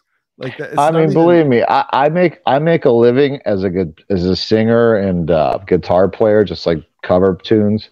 I'm playing like fucking everything from Harry Styles to the Beatles, right? Like it's like how I make a living. And then sometimes I'll talk with some people and they'll be like, so, you know, what do you do besides this? And I'm like, you really want to know? It's like I play in a band called Gruesome and Left to Die. They're like, oh, this guy's kind of fucked up, apparently. Yeah, that's immediately where most people probably would go. It's like, oh, dude. or you I've can say literally had people say, but dude, you're kind of normal. And I'm like, oh man, most dudes that play death metal are pretty fucking normal. Yeah, yeah, totally. isn't that weird? Yeah, it's like you could say like I made a movie called Gruesome or Left to Die with my Wouldn't think nothing. Wouldn't think anything of it. Cool, like that's really interesting. You know, I play in a band that oh geez, really? Like, Right. no, Severed Savior. People are like, what in the fuck is that? yeah, like how many times have you had to like kind of edit your band name for family or Oh, like, No, I don't. I know, I mean, for family, I don't give a shit. But I not some people. I just say, yeah, I travel in a metal band. I wouldn't never know it. say death metal though. I actually do just say, like, if I'm talking Metal. to a customer who finds out where, yeah, if you know, you don't want to know the name. just play metal music, music. Because and they're just like, oh, right, like because that just heavy death metal, stuff? just the term death metal alone is like that's some bad shit. Mhm. Oh, like, let me guess, you do drugs too. How many children have you eaten, sir? How many times have you heard it's like, I play heavy metal like that or death metal, and they say like acid rock. Acid rock, yeah. You mean like Like acid Metallica? I It's don't like- know. So they're I'm like, like, okay, so he's bats. So Started you there. must- yeah. It's just like a gnarlier version. It's like they're like, okay, so because they're already like, okay, metal, like well, Marilyn Manson or something, you know, like mainstream, you know, they like know that name or something. But it's like, no, I play like Cannibal Corpse, like eating bodies, like eating babies. And they're just like, what? Like, You know what's funny though? I find that the one thing that always makes people go, oh, and I go, yeah, or I just came back from Europe or whatever. They're like, you went where to play this stuff? And I'm like, yeah, no, I got paid to go to fucking Europe. Yeah, totally. Yeah, I played Eat all a this dick. stuff and people liked it. Yeah. And you're like, yeah, it was great. Oh, you went to Europe? Okay, you're like talking about where you went and all this. And then what's the band called? You're like, oh, it doesn't matter, dude. Yeah. Gruesome. Yeah. So anyways, like, you know, Gruesome is so not that gnarly compared to some of the. Oh, dude. I've had bands I can't even say the name on the podcast. Like I'm too Gruesome is nervous about it. Yeah. We are officially dad rock. I mean, you know, we are old fucking people music. I'm aware. That we love. I will say, man, the new stuff. Dan sent me a demo of a new song. I mean, it's considerably different than anything else from the band for sure. Like it's a profound departure. It's Human. You know what I mean? When you guys may not have been around, but when Human came out, you know, we're coming off of Spiritual Healing and Leprosy and Scream Bloody Gore. That's what we're expecting. And all of a sudden you put this shit on and you go, what the fuck just happened? nuts. Yeah. Like the guitar, you know, I play guitar and I play drums. So as a guitar player, I'm like, oh, I can't just learn these riffs. I was like, oh no, I gotta actually get good. Shit. Yeah. Okay. This is different. That is a real love letter if you think about it, dude, because the way that Gruesome does it, right, is each album is dedicated to each Death album chronologically. Well, I'm sure Matt told you like that came about as we made that up as we went along, because when Savage Land like worked, I guess, because when we put it out, Matt was like, this is a joke. I mean, not that we didn't care, but he was just like, dude, this is super cool and fun, but who's going to take this seriously? And then it like kind of worked. And then he was like, so what do we do now? I really liked it, by the way, when it came out. And I really liked Savage Lands, and I've loved every Gruesome record. Yeah, I love the concept. I love what you guys do. I've always been just 100% behind it. I'm just like, fuck yeah. So thank you. I mean, I think the fact that we're very, very, very, hey, dude, this is a death tribute band of sorts. Like, we are not original. We didn't come up with this shit. You know, I would say we're, you know, that the talent there lies in a successful interpretation of something so great, right? Like, if you're able to take something as good as that and reinterpret it in a way that thankfully a portion of that fan base accepted it, hey man, that's it's admirable. Like, you know, there's coolness in that. I mean, there are just more death songs from that style that like it's anyone's grabs, and you guys are just doing it. Like, it makes perfect sense to me. It's like, I would love to write like a Slayer album or you know, like Honor or whatever, you know, just go for it. So I feel well, that's sort of like, you know, it'll never, right? There was never going to ever be a spiritual healing ever again. So when we were like, okay, this is going to be a real band, what do we do? All right, let's just go back to the beginning and we're going to do each record. Sounds like a plan. You know what I mean? So now we've arrived at Human, and dude, it's going to kick everyone's butt because, dude, the guitar playing is seriously elevated. The drumming is absolutely going to be the hardest shit I will have done in my career. Hands down. Gnarly. So, you know, I already told these guys, I was like, let's write this record, and then I want 2 solid months of just playing my fucking drums every day and doing my damned hardest to even come close to the genius that was Sean Reiner. You know what I mean? All right, do you get the opportunity to sit down on the throne every day? Or how often do you play? Dude, nowhere near enough. I work, thankfully, I'm very grateful that I play so many gigs. You know, it's tough to get in there, but I know that once the demos are done, I will figure out a fucking way to set aside at least an hour every single day. Because the last thing I'm going to do, especially when it comes to like,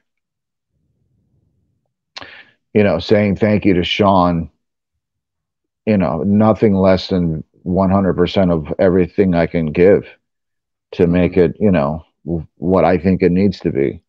So, totally, you know, to see that you're getting so emotional about how you're going about this record, dude, I'm actually excited and very interested in hearing what's going to come out of this, dude. I mean, like I said, when I heard the first demo that Matt wrote for riffs and then Dan like re-records it because Dan's a fucking guitar god. You know, when I heard it, and I was like, that's a lot of double bass. Shit. A lot of fast double bass. Yeah. You know, that's, you know, I got to get my kick chops up. And not that I, you know, you know, I play drums in Malevolent. Like, I don't have slow feet, thankfully. I don't have anything like these fucking kids today. But if you go back and listen to Human really never gets beyond 200 BPM. It's just fucking nonstop. Yeah. So, and nonstop with like on top of it. So it's like, you know, it's funny. My immediate thought was, I wanted to call Sean and go, "Hey, thanks, asshole. Gotta play this shit." Yeah. Yeah.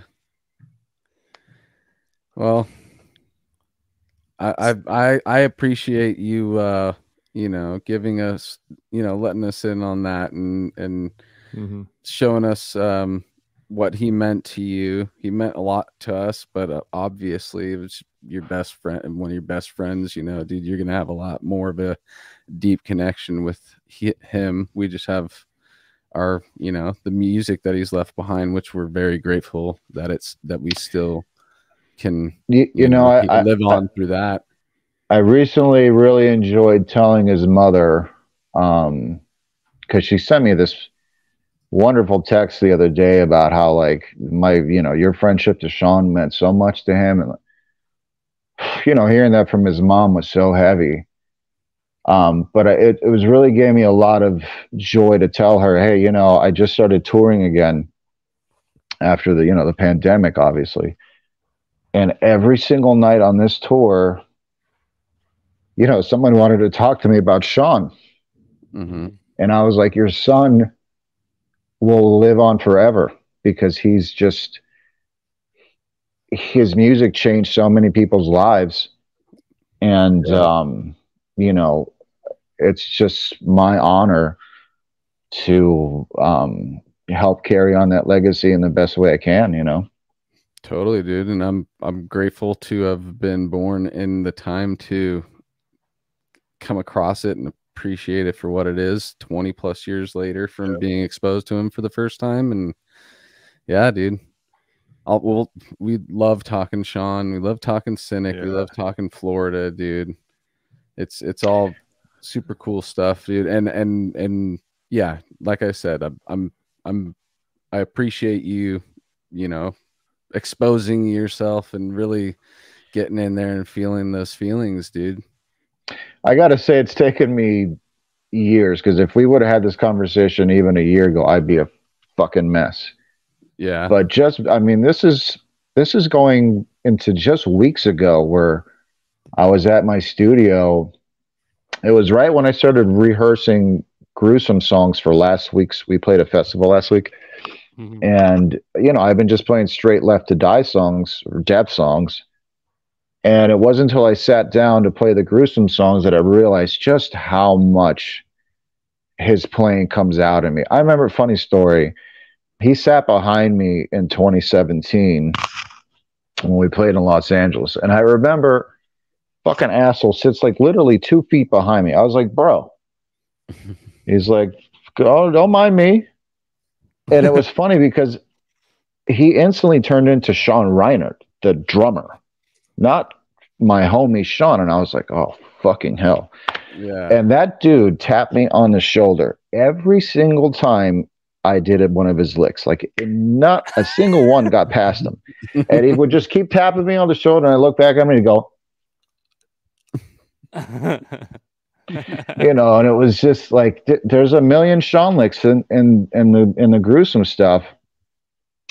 And I kind of had this moment where I was like, okay, bro, you know, you'll always be with me. Totally, and I kind of made peace. I have one of his bass drum pedals like right at the edge of my little drum riser, and one of his drumsticks. So I just kind of looked at him and I was like, all right, bro, let's do this. Like, I'm going to be a drummer. Dude, for like the last 3 years, I like resented drums. I don't even want to be a drummer anymore, because that's how much I'm realizing now. You know, it's a bit of a motherfucker when you realize that your best friend is your drum hero. It's it's a cataclysmic fucking explosion. Yeah. So severe that I wanted to quit playing drums, because I realize now that every time I play drums, he comes out naturally, just because he's just such an influence. And it made me sad every single fucking time I played drums. And just a couple of weeks ago, I made peace with it. And literally just within the last 4 weeks or 3 weeks, I was like, I'm a fucking drummer, dude. Yeah. So, you know, like I kind of made peace with a lot of things. When I talked to his mom and sister about it, and you know. Yeah, I would say that, you know, if he could be looking down on you from wherever, however, right now, he'd be like, dude, what the fuck, bro? It's been 3 years, dude. Get the fuck back up there. You know, it's this interesting thing about grief, because I realize now that somehow subconsciously I turned into like, me being okay with drums is me being okay with him being gone, which is the complete opposite. Like, again, right. If I could hear Sean, which, dude, I hear his voice in my head all the time, I'd be like, what the fuck are you doing? Play the goddamn drums, dude. Fuck you. Mm-hmm. So, you know, grief is a bitch, man. Takes a long time. Totally, man. And the stages of it and all that. Losing anyone dude. you love, you know, any deep love that's lost, dude. It's definitely. I mean, that dude was like a sibling to me. Like, we talked about things that I don't even talk about with my actual siblings. So, you know, again, that cataclysm when he fucking, and so unexpected, you know what I mean? I remember Tom called me. I was at a gig, and I remember looking at my phone, and I saw that a missed call from Tom, Sean's husband, and it was like 12:15, and I had just called Sean on the way to my gig, so I figured, this asshole lost his phone, and he's just calling me back from Tom's phone. Called Tom back, and he just drops that bomb on me, and I just like, dude, I don't even remember how I got home that night. Like, it's just like a blur. Yeah. And I'm grateful that was the first severe death that I've experienced in my lifetimes. You know, I still have all my family gratefully is here, whatever. But, you know, for it to be also your North Star with this instrument that has been just a pivotal, you know, your whole existence, man, fucking crazy shit. Yeah. And honestly, it was through that I refocused on guitar, and, you know, silver lining, I make a living now playing guitar and singing. And I just know I wouldn't have gone there had that not have happened. So I wish I could talk to him and be like, you know, that's the relationship me and him had. We just constantly fuck with each other. But I'd be like, hey, dude, thanks for dying. I'm kind of doing okay now. But awesome, man. I mean, the Cynic, you know, like Paul and the, you know, rest of Cynic are paying tribute to Sean every night that they're touring on the road. They have a bunch of tours lined up after the one they just did in Latin America. Casey and I went to the secret Cynic show in January this year in LA, and it's just been like, you know, a lot of love has been coming out. I really respect all the tribute that's being paid for both Seans. Yeah. Yeah, I mean, you know, for me, it's like, if they played in Miami, would I go? I don't know, because I don't know that I'd want to hear those songs without them. Like, it would be painful the whole time. That said, I'm very happy that people are able to experience those songs live again and appreciate, you know, what he contributed to the world. Right. So there's that part where I'm just like, okay, no, I'm cool with this. Like, you know, keep it going, man. Cool.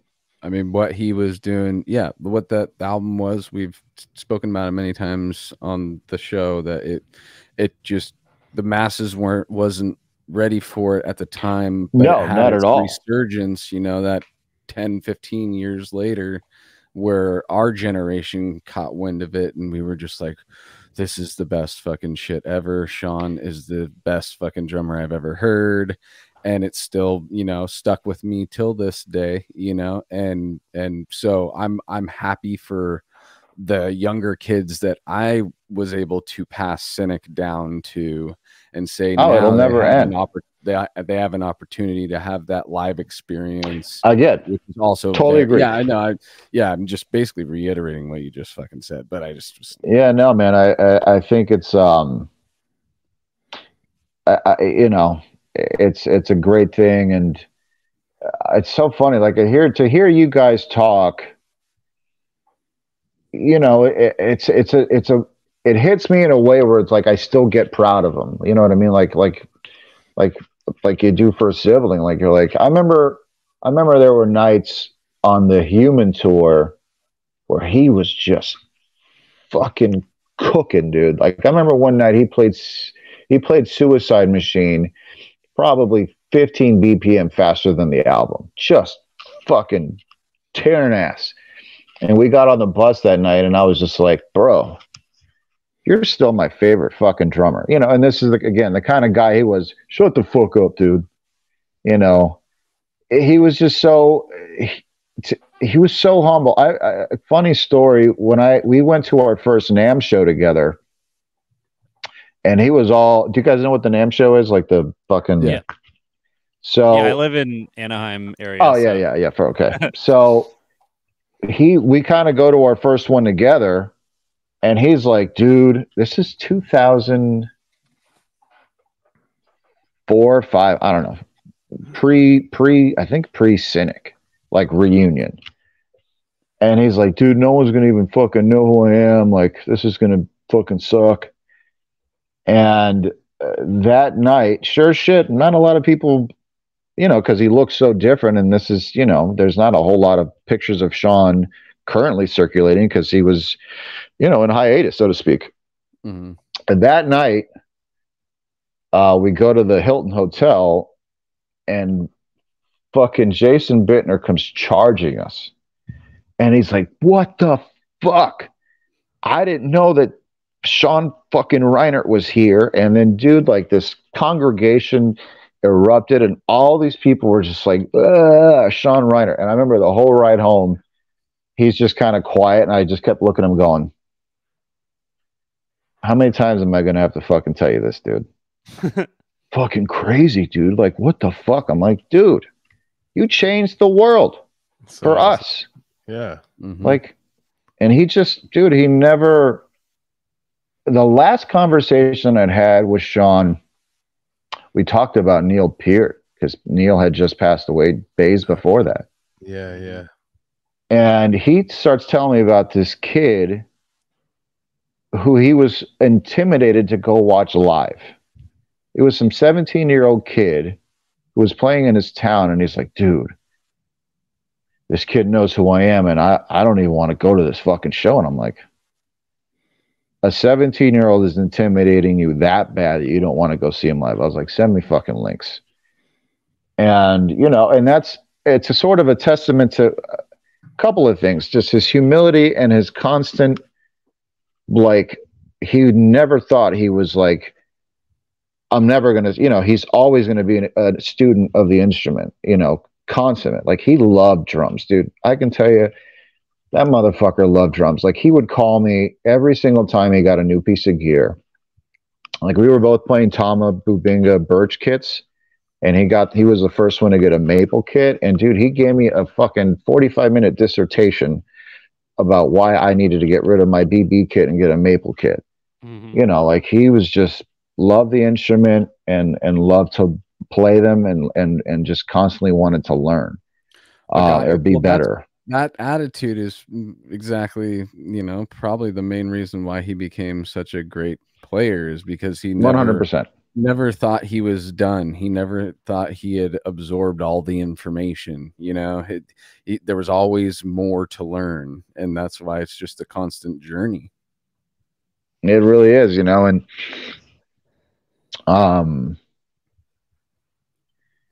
yeah, I mean, that's, you know, for me, that's like a once in a lifetime friend, and it's a once in a lifetime drummer, you know, or someone that has that level of influence on you. So, yeah, I mean, to this day, I cannot touch a pair of sticks without, I mean, my hands. I played the other night, and Charlie Corn was there chilling because he was playing with Incantation. And I made a joke about, hey, man, how many did you count? And he's like, man, even your hands, like, just the way you play. And I was just like, hey, man, that fucking, he was my favorite drummer, and I got to hang out with him constantly. We shared a studio together when I lived in California. So, I mean, you know, and like I said, just recently I've gotten to where, like, I'm obviously never going to be anywhere near as good of a player as he is or was, but I have enough of his influence that, hopefully I could do the next Gruesome record some justice and give people, what they think that's supposed to sound like. Hell yeah, dude. So dude, again, I'm excited for that, dude. Man. Awesome. I just would ask, is there any deep cuts of Sean's discography or things he's been on that most people don't know about? I've dug pretty far. I've found some pretty obscure stuff, but I'm sure there's stuff I haven't found yet. Anomaly. Like, yeah, anything crazy the record he did with Malone back in '96 or '97 called Cortland's a pretty good, yeah, that is a pretty good record. Sure, yeah. It's like what would become like Gordian Knot. Yeah, really. Correct. Yeah, love that record. Nice. And then he did that. Yeah. I was going to say, is there Anomaly? That's like a prog rock or prog metal band that he did. It was just. I know he was doing some sessions out of his house. I don't know what got out. I have that because I went through Cynic is my favorite band. So anything that had to do with that band, I've had to find the CD. So there's Anomaly. There's Do you have the original 3-song demo pre-Traced in Air? Oh yeah, the traced song. So the Sukov mix. That shit rules. Adam's Murmur, Evolutionary. Right. Yeah. Those are good. Those are good demos. Yeah. I mean, and that was another thing, dude. You guys don't even know how long it took me to go, dude. Get Cynic back together, dude. Just get Cynic back together. Come on. No, man. How are we going to do? No one's going to. Dude, just listen to me. Get Cynic back together. They fucking finally did it, and the shit was successful. And once again, I had to go. Told you, dude. When are you going to listen to me? Because he was like, dude, it's too much time. No one cares. And I'm like, no, dude, everybody cares. Yeah. Yeah. I mean, So, I was in 2005 and 6 when it was starting to come back together. I was like 15, 16 years old, just discovering Cynic. So it like came back for me. It felt like I was just like, this is perfect timing. Fucking awesome, man. Yeah. I love hearing this because like, this is the kind of shit that I do. I like to relay this stuff back to his mom and sister because Sean and his mom and sister were like the three amigos, man. They were just the tightest as could be. Mm-hmm. So, and I always kind of have to remember that as deeply as it affected me, like Patty, his actual fucking sister. You know what I mean? She tells me stories of them from when they were fucking actual kids. Mm-hmm. And his mom, Tish, you know what I mean? Like, that's a son. Like, she had to bury her son. Like, that's, fucking heavy shit. So I love telling her about, like, when I meet people that, I met somebody every night on this tour that was like, dude, fucking Sean's playing fucking changed my life. And, and it's endearing because a lot of people will ask about him, the person, which is cool. You know what I mean? Like, Sean was, he was as good of a drummer as he was a cooler dude. Like, he was just like, nobody ever met him that was like, that guy was a dick. He's just a fucking funny, cool dude who was humble and, fucking love music, man. Fucking love music. Nice. Anthony, I've never heard of this band Anomaly. I have no idea how I skipped on that, dude. Did you find that though? I'm seeing it on the web. Yeah. I got to listen to that. I know this is my random that he did a session for this band C187. Oh yeah. Oh, with Patrick, right? Yeah, the Pestilence and dude. Tony Choi's on some songs, or I don't know how many of them. And honestly, I wish they would release an instrumental version of that. No additional comment there. Just that I really wish I had that. Yeah, kind of seems like there's a little bit of new metal influence on that. I remember when Sean gave me the cassette with just drums and bass from Human. Oh yeah, dude. Like, and I coveted it because it was like, like a fucking From More sound copy. Mm-hmm. And I used to just listen to that. Like, I listened to that probably more than the album once I got it, because you could hear all that like, that's the thing about Sean Reinert that a lot of people just don't get is his his secret weapon, I think, is his control of his dynamics. Because, dude, that dude hit the snare drum like a fucking bonzo rock drummer. Like, a lot of people don't realize, like, dude, when he plays double bass, like, his feet go up on the pedal and hits fucking super hard. No triggers. Mhm. I mean, dude was a fucking hard hitter, but his subtlety was like, I mean, I would just sit behind him every night and just be like, fucking hell, man. That guy is like, it's like watching water pour out of a glass. That's him. That's him as a player. It's a work of art, man. He's the first, because I'm just a vocalist, but he was like the first drummer that made me pay attention to wrist technique. Like watching old footage of him play and seeing his wrist technique, as opposed to, then it made me like pay attention to more straight death metal drummers, and I was like, the technique's totally different. And I think that was like part of like the secret, is like that wrist technique is where he was. And Ghost, he made me pay attention to ghost notes and all these other crazy things that I really wasn't paying attention to at the time that I Well, he was the first guy pre-Sean. Death metal drummers were just faster thrash drummers. You know what I mean? Just bako, bako, bako, bako, bako, and then double bass or whatever. And funny story, I remember sitting with Sean one day and he's like, bro, you want to know where every goddamn thing came from? And he went through his CD collection and pulled out Tribal Tech and Chick Corea and Tower of Power. And he's like, you want to hear that fucking thing from Secret Face? I got it right from here. So he was just simply taking jazz fusion licks that he was good enough to execute, right? Mm-hmm. And shoving him into this thing, this death metal thing. So, you know, it's almost like he was just giving me his secrets. And I was just like, damn, dude, you copied that note for note. He goes, oh, I know. But he's like, I didn't think anybody would ever put these two together. And to this day, you know what I mean? Like, you'd have to, I don't remember exactly what record, but I remember it was like Tribal Tech, Chick Corea, fucking Tower of Power.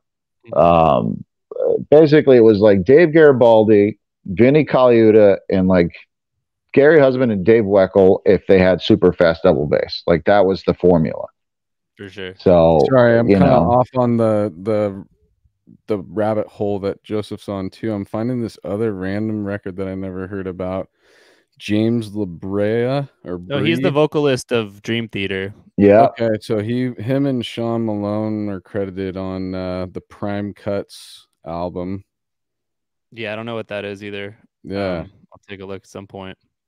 That's cool, man. I mean, that style has gotten much more popular. Sean was the innovator, and now I feel like so many dudes, it's almost like a music school thing. Like, you get you have some metal chops and you have your fusion chops, and everyone's kind of on a spectrum between those two hard extremes. And I mean, Sean's the guy that introduced fusion to metalheads. Exactly. Singularly. Yeah. I mean, dude, in my opinion, singularly, like, he was the guy that did it.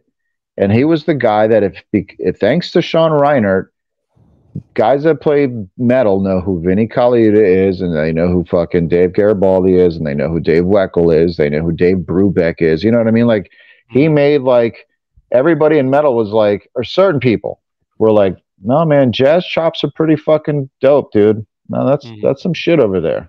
Nice. Yeah, I can guarantee that is when I started paying attention to just straight jazz music. Like, that was you find these like points in the road of your journey through metal and all this kind of shit, but then you see these off ramps that happen when you hit a cynic. You can take the Holdsworth route or take the jazz route, you know, and you don't always take those, but eventually you might take one of those off ramps and find yourself with a whole new part of the map that you're building. What I tell people is, and this is what Sean taught me, was the more you absorb, right? Like, it just becomes more tools that you hang on your belt, and you don't have to pull them out every time. but they're there. So it expands your vocabulary.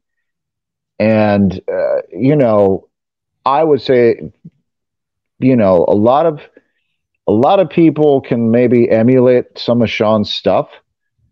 And I think I can I can emulate some of his vibe. Mhm. But dude, that guy's vocabulary, I don't speak that fucking language. That dude's a whole other level of shit. Like, no. I mean, yeah, I would let his drumming speak for itself at that point. I wanted to ask you, so you now are a gigging musician in Florida. Are you playing all local apart from your touring death metal stuff? Are you when you said you're singing and playing guitar and you're doing like pop stuff, like is it bars? Like what's the other music life that you're living? Yeah, I mean it's an interesting dichotomy of a world that I reside in, because I literally get home from a Left to Die tour on Saturday, and by Sunday night I'm at a bar with an acoustic guitar, and what I did was I recorded all the backing tracks myself, like at my studio, and I played bass and I played live drums, because I thought it was just fucking boring to just sit there and jangle an acoustic. I was like, well, I'm a fucking drummer and I play bass. Let me just make myself like good live music backing tracks. There's a lot of dudes that do the backing track thing. It's just like programmed and it sounds sterile to me. So I played like live drums. That's so sick. It's just me with my backing tracks all in my laptop. And, I had to learn a shit ton of songs, man. Like if there's a bunch of old people, bro, I got to pull out some Beatles, some Dobie Gray, some goddamn Monkees, some Cat Stevens. Like I got to be able to entertain old folks. People my age show up. I got to have some 80s and 90s, and if the young people are there, I had to learn Bruno Mars songs. I had to learn Harry Styles songs. Well, the fucking Maroon 5. Yep. I think it's a job. Casey and I are both music teachers, sometimes full-time, sometimes Oh part-time. man, fucking awesome. So we fuck with the whatever people want to learn music all the time. So yeah, that's my day-to-day for sure. I was just coming home. Right now, everyone on piano wants to learn that Golden Hour song. So I get a lot of mileage. I don't know if anyone's heard that one by Jake, but I don't know. Yeah, it's just like I'm way more attuned to what's going on in music, being a music teacher, and so everything you're talking about of knowing that stuff is like resonating. Yeah. Well, as an instructor, then you know that for every single piece of music you learn, it just gets digested and goes into like it just finds its way into for instance with Gruesome, right? When we play festivals and the stages are big and they're like way downstage from me, I don't do like crazy like the intricate drum rolls. I dumb them, rock and roll them up and go ba ba ba ba ba ba ba ba ba ba, because it's just like, hey, I'm trying to keep the band on track, so I'm not going to go rah, rah, rah, rah, some shit like that.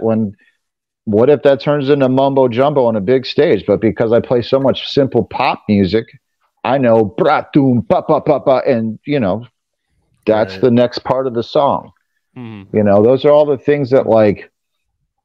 It seems like in metal, there is a fair amount of like, well, fuck other styles of music, because from the other styles of music, there is a little bit of resistance and hate towards the metal drummer, because they're like, oh, it's just fucking blast beats. It's like, well, no, man. Well, that dude worked a long time to get to that. So don't disrespect it. Like everybody's discipline is their discipline. It's what they put their time and effort into. Don't talk shit about it. And the thing you should do is just appreciate all of it. Yeah, or just don't listen to it. I play, or just don't fucking listen to it. I play with some dudes in bands who are like, they're just like, I don't want to play. I don't want to be in a cover band. I don't want to do anything. I just want to do my own thing. And I want to write my own music. And like, they have to have the rest of their shit together so that they can do that. That's one option. Or, there's me and there's other people who it's like, I'll take whatever gig I want to learn. I want to get exposure to anything.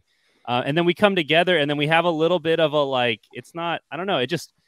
it's just fun to kind of mix with different people who have different ideas about music, and I'm just happy playing whatever gig I can take. And some Well, I people, just think there's, you know, being open-minded is just healthy. It really is. Like, I don't care. I don't know a world that exists where being closed-minded is good.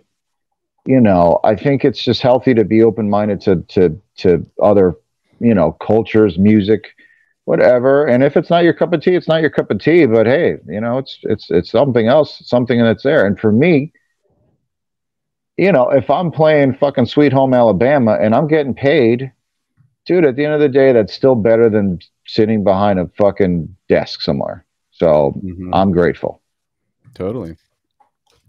So just to, I guess my original question is, so you picked this up pretty recently playing, is it under your own name? Do you go out as Gus Rios? Well, I've started a band called the Gin and Tonics, which, you know, if people listen to that know me from the other stuff would be fucking mortified. I like recorded a cover of When Doves Cry. There's a couple of original songs there that sound very like acoustic pop oriented stuff. And you know, truthfully, dude, I love Matchbox 20 and Tonic and Goo Goo Dolls, all that. I love all that shit, man. I love One Republic. You know, you get exposed to this stuff, and I don't like the super bubble gummy shit that's like has no substance. But even recently, I had to learn that really popular Harry Styles song, that As It Was. Hell yeah, dude. And dude, it's like D-B-E-E-A. Yeah, D-B-E-A, the whole song. But it's a cool kind of melancholy thing, dude. The lyrics are a little heavy. It's, you know, kind of like doom metal-y, but it reminds me of The Cure. So there's some good stuff even amongst the really poppy shit. But for the most part, man, I like music that's got some substance to it. And you know, and I like from all genres for me, dude. I don't really set many boundaries when it comes to, I just like to listen to everything, dude. You were mentioning Run DMC earlier, Noah Cool J. I was like, check. I've listened that I had that Def Jam fucking box set that had all the hits, dude. Hey man, you know, again, it's the more open-minded you are, the more likely you're going to find stuff that you like.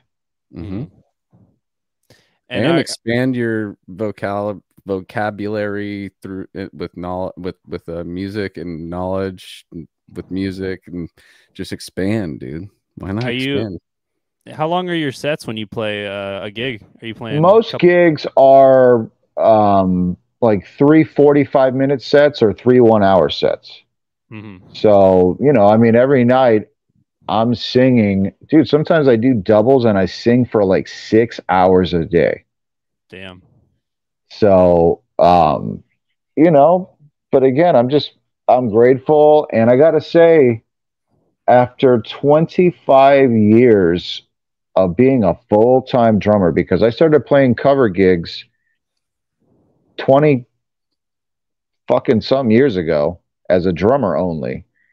So all this time I tour and I come home and I play covers. It's just during the pandemic, I switched to singing and playing guitar.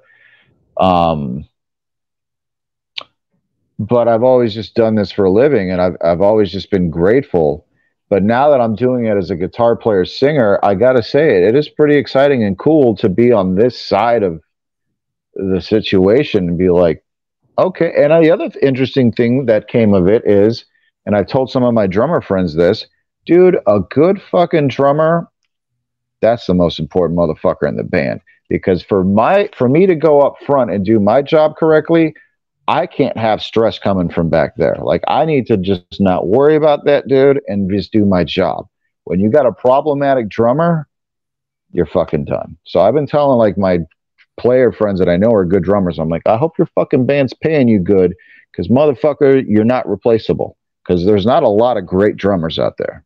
Sorry, there's just not. And if most you are dudes play drums. If you are if you are a great drummer, hit up Sick Drummer Magazine and get to know Ian, Mm-hmm. and he'll help you out. And if you are a sick drummer, you're probably in like You probably already know 3 to 5 bands. Right. Because, dude, and there proves it. A good drummer is hard to find, man. Exactly. Yep. God. I feel like that's such a rare thing to get paid to play drums. I think this was mentioned earlier in the chat too. Let's see. Yeah. Ian was wanting to know if you wanted to mention anything about Indonesia. You mentioned a little bit more about it. So, all right. So, sure. I'll make this the short story, asshole. I got Malevolent Creation played in Indonesia in 2009, and we got fucking held hostage. Whoa. Like the real shit. And at the end of the day, it cost $2,000 for each of us to get the fuck out of Dodge. That was some fucked up shit. I remember coming home from that, and my girlfriend at the time and I went to Disney's Animal Kingdom.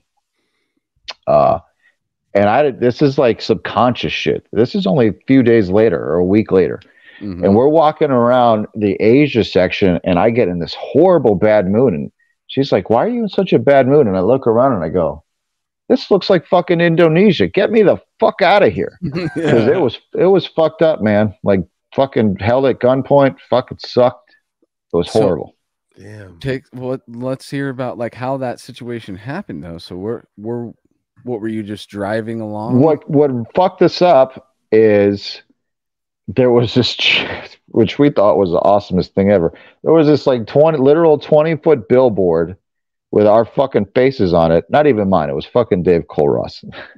So it was like Malevolent Creation. So it was still cool. And we're taking pictures with it and shit. Turns out their super corrupt immigration police saw that and thought we were like Metallica. And came to our hotel after the show and basically at gunpoint practically confiscated our passports. And then the next day they rounded us up and we tried to escape. Like literally tried to escape. And then they caught us, pulled out guns at that point for real. And we're like, get in the goddamn car. You guys are going to jail. Fuck me. So there we are in this fucking holding cell. And it's, dude, Indonesia is a Muslim country. And when you're in that situation and you're just hearing those like Muslim prayers come through a PA, and you're like in this broken ceiling fan with the one blade barely oscillate, you're like, holy fuck, we're getting decapitated. And yeah, I mean, it was bad. For sure, bad. It was just then they just shook you down for cash, and then they just shook they ended up shaking down the promoter for cash. And we ended up telling the guy, we were like, wait a minute, how popular do you think we were? I was like, there was maybe 1,000 people at that gig last night. That's it. Ain't no Metallica. So, I remember I was about to get to the point where I was like, listen, man, how much just to get me out of here? Like, I got a couple of bucks, man. If I give you like fucking, that was I mean, I can make jokes about it now, but at the time that was some fucked up shit, man. I remember after that, dude, I never wanted to tour again. I was like, no fucking way. I'm never leaving my house again. The closest thing I got to that is just being stuck at the Canadian border for like 2 hours. Which can be some shit. I've been there too. Yeah. I remember with Cynic, we got popped on the way in where everybody get out of the bus and they single out Paul and Sean. When they came back, I was like, man, I guess they really don't like gay folk up here, huh? Oh man. So you were roadieing for Sean for a lot of those tours? Yeah, because he would call me up and he'd be like, hey man, fucking let's hang out, be my drum tech. It was just like a hangout, dude. All me and Sean did my whole time I knew him was laugh nonstop and music. That was it, And he was the kind of guy where like on that Human tour, he's like, man, you should be playing. So you being a drum tech is what the fuck? Get up there and play a goddamn song. you know, Sean was like, I don't like that old shit. Pick one of them old shits and play one of those. You know what I mean? Like he was just a bro, man. And he was just like, get on stage and play a goddamn song, man. Mm-hmm. And the Gruesome was born of that, 100%. Like, dude, my whole life right now, it's like I owe it to that motherfucker, man. That's rad, dude.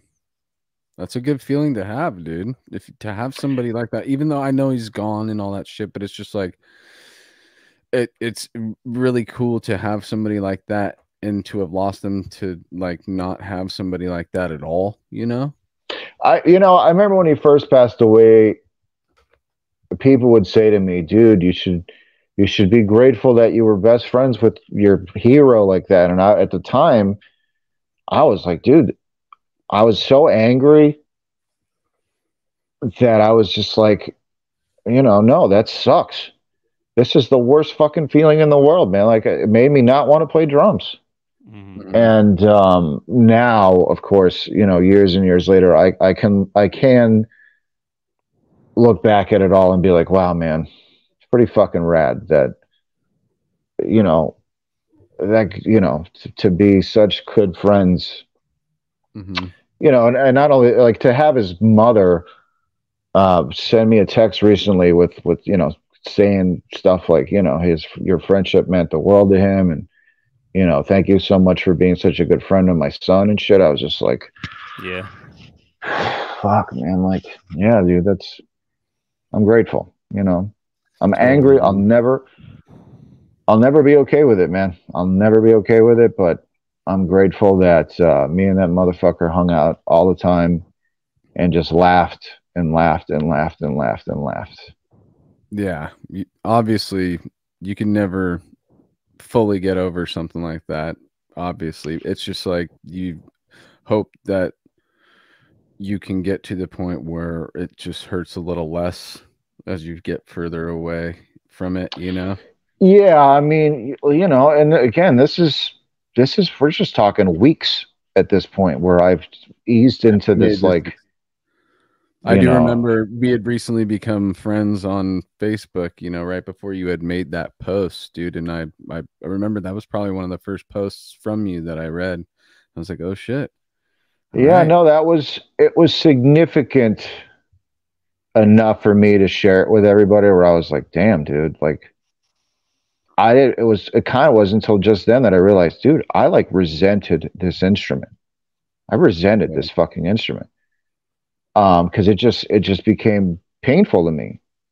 And just that day or whatever, I had this really emotional fucking session at my studio.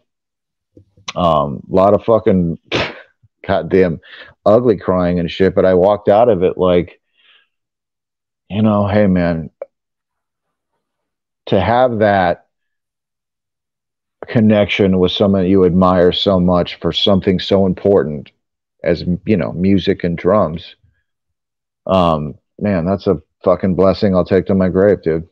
So totally, dude. And you want to do it, you want to honor it and get back into it too. So yeah, awesome, no, dude. It's made me, dude, I swear to God, just in the last 2 weeks or whatever, I watched like the Dave Garibaldi Tower of Groove DVD and like kind of became a bit of a drum nerd again. I have an 8-inch tom back set up on my kit, so it's 8, 10, 12. I'm just kind of enjoying the instrument again for the first time since it happened. Right, dude. So I'm grateful. Super fucking cool that that's happening, dude.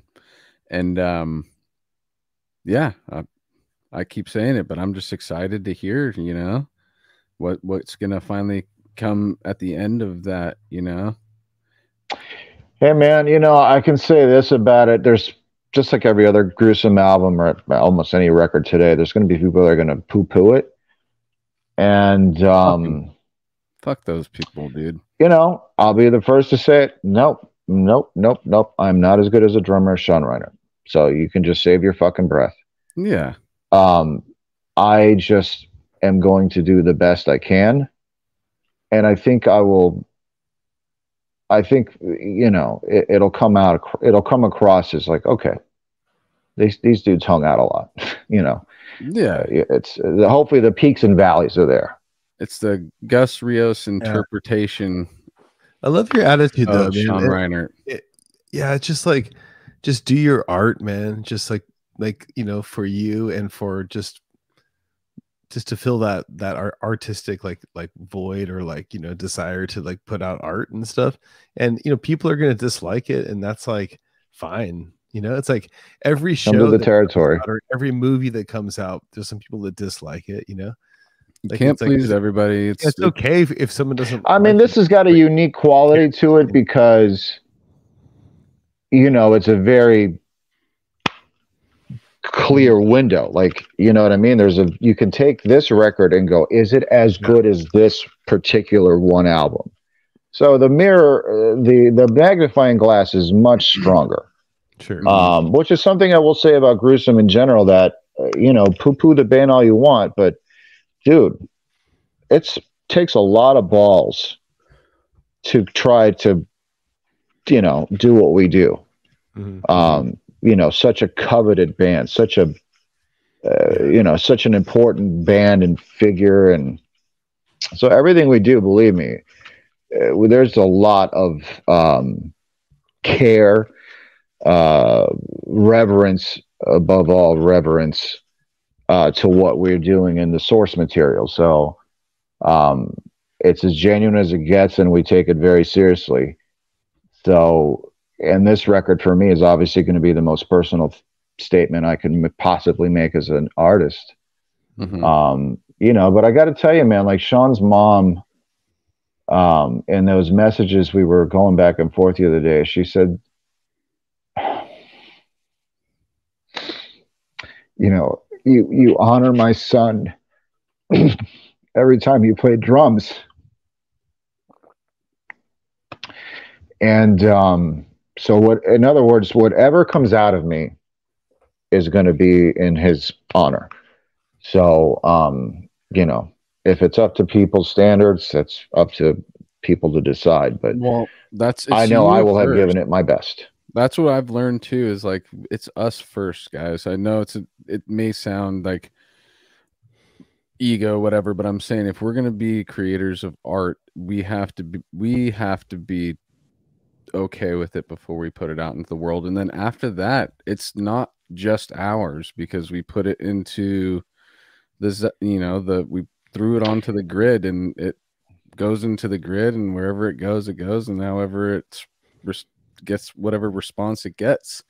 But we still take the chance as artists to just give it to the world, you know, and we could just make it and keep it. You know, it's something I talk about with my therapist, believe it or not, that every time I put something out, I always have this like, are people going to like this shit? Like, you know, how's that going to make me feel? You know what I mean? Because I think that we were talking about the relationship between the artist and the fan too, because that is really the thing that we still have. But I'm saying, like, maybe that, or it still is more important to other people who create shit. But I say, maybe just speaking from my perspective, that side of it was more important to me in the earlier part of my career, what people were thinking about my performance, you know. And now I'm totally settled in with like, no, dude, I'm just doing this thing to be like, okay, dude, I made something, here's the final product. And I just started taking my baby steps yesterday. Casey and me. Hold on, I'll be right back. It's all good. I can take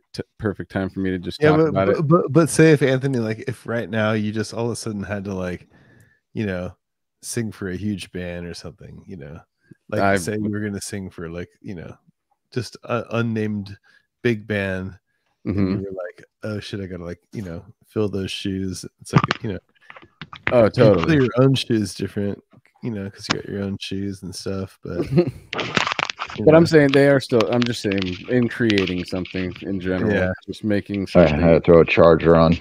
It's all good. Sure, but yeah, making something for yourself first, I think, is the best way.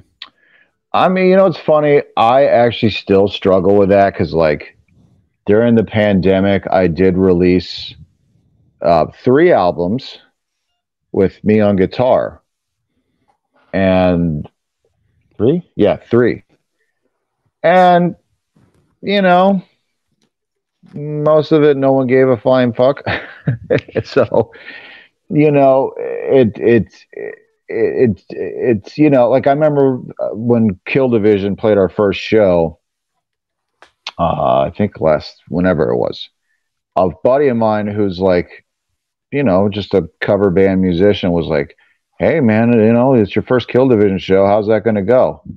I was like, man, I don't fucking know how it's going to go. He's like, but are you like famous?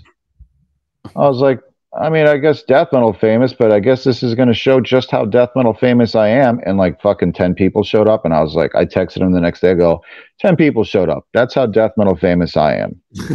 You know, so it's, you know, it's still, I remember being bummed, but that's part of the game. You know what I mean? That's, you got to be able to take the hits with the, you know, the wins with the you know, with the losses with the wins. And, you know, and I'm playing tomorrow night. Hopefully it's good with Kill Division. Oh, sick. What's the venue you guys are playing at? We're tomorrow it's called Grind Fest. It's up at the Brass Mug, which is like a pretty famous place in Tampa. You know, everybody's fucking played there. And we're headlining Friday night. So that'll be the 12th. Yeah, tomorrow night. So tomorrow morning I'm getting up and just driving up. Ronnie from Malevolent Creation is our live fill-in guy, because Dirk is obviously playing in this other band. I don't know if you ever heard of it, but so no, obviously it's Dirk's not going to play live with us. But this dude Ronnie can play fucking Dirk's parts, which that in of itself tells you how good of a fucking player he is. And I'm grateful that he's willing to do it. And you know, so hopefully people show up tomorrow, man. You know, this again, I don't know what the turnout's going to be. Hopefully it's good. I'm driving up there. If the off chance you got somebody listening live right now, you're in Tampa area, or if you're listening to this tomorrow morning, which is Friday the 12th, get your Kill Division on tomorrow night, dude, or tonight. Yeah, so we will have merch for sale. We have vinyl of our debut album, Peace Through Tyranny. You know, hopefully people show up. Hopefully people dig it. I would love for the band to, you know, catch a little bit of fucking notoriety and get going. You know, just see what happens. Hell yeah, man. Well, this was awesome, dude. I think we should wrap it up pretty soon, though. I gotta head back. I gotta drive after this, but dude, Gus, this was so awesome, dude. Yeah, I appreciate you guys having me on, man. You know, I always love to chat with some like-minded fellas, and you know, it was a great conversation. Hell yeah. Yeah, you're rad, dude. You got some cool stories, dude. Thanks for giving us all that Sean stuff. Those were some good stories for sure. Hey man, I learned on these last tours that I did. You know, people want to know about them, and again, it kind of leads into that whole like I'm becoming okay with the fact that my best friend was this like god drummer. You know what I mean? Because that's some shit. But I'm realizing as I talk to people that it really was, you know, quite the privilege to have been so close with someone so great. And I'm more than happy to talk to anybody about that dude, because he was fucking awesome. Rad. Hell yeah, dude. And I'm sure that plenty of listeners of this episode will be appreciative of it as well. I want to shout out Casey right now, just my teacher and also my friend, and yeah, there you shout go, out, dude. Thank you for starting the podcast with me and keeping me as a friend when we got back connected again. So hell yeah, dude. I love that, dude. I mean, that's what it's all about, dude. Showing appreciation, man. That's fucking rad, dude. Awesome. Exactly, dude. And since it's Thanks, been dude. such a And I would have teched for you if you had toured while I was old enough to tech. But that would have been fucking sick, dude. that would have actually been sick, dude. Odious. What up? If we ever get on the road again, we'll bring the professor with us, dude. With all this tribute to a fallen, legend, we haven't mentioned Trevor tonight, and today is actually the year anniversary. That's a whole other conversation that I could talk about for quite a while. Like, I'm a big mental health is some shit, and I still will say I don't understand why in this community where there's a sub fucking genre called doom metal, which the whole goddamn thing is about depression, we still don't talk about this shit, man. Right. I don't get it. I think that that Trevor's passing did shake a little bit of the metal community, and everybody started checking on people a little bit more, I think. I would hope. I feel like, that's kind of was the vibe that I was seeing. I'm part of this Metal Dad collective on Facebook, and I saw that place kind of turn into a kind of a support thing for a lot of people going through some hardships and whatnot, but still being part of this collective of metal dudes that, are okay with showing their feelings a little bit. It's like, it's okay for you to speak about what's going on in your head, dude. It's taken me years at this point, but to talk about it, but like I'm a suicide survivor, and I wrote about it in a thing for Decibel magazine. And I remember when Albert was like, "Hey, this is going to go live today," I was sick to my goddamn stomach, because I was like, number one, either what if nobody gives a shit? So like, I'm letting the world know this horrible stuff, and what if the whole world collectively says, we don't care if you're alive or dead, bro? So that was like one risk. Risk number two, oh my God, everybody's going to think I'm fucking insane. Fuck.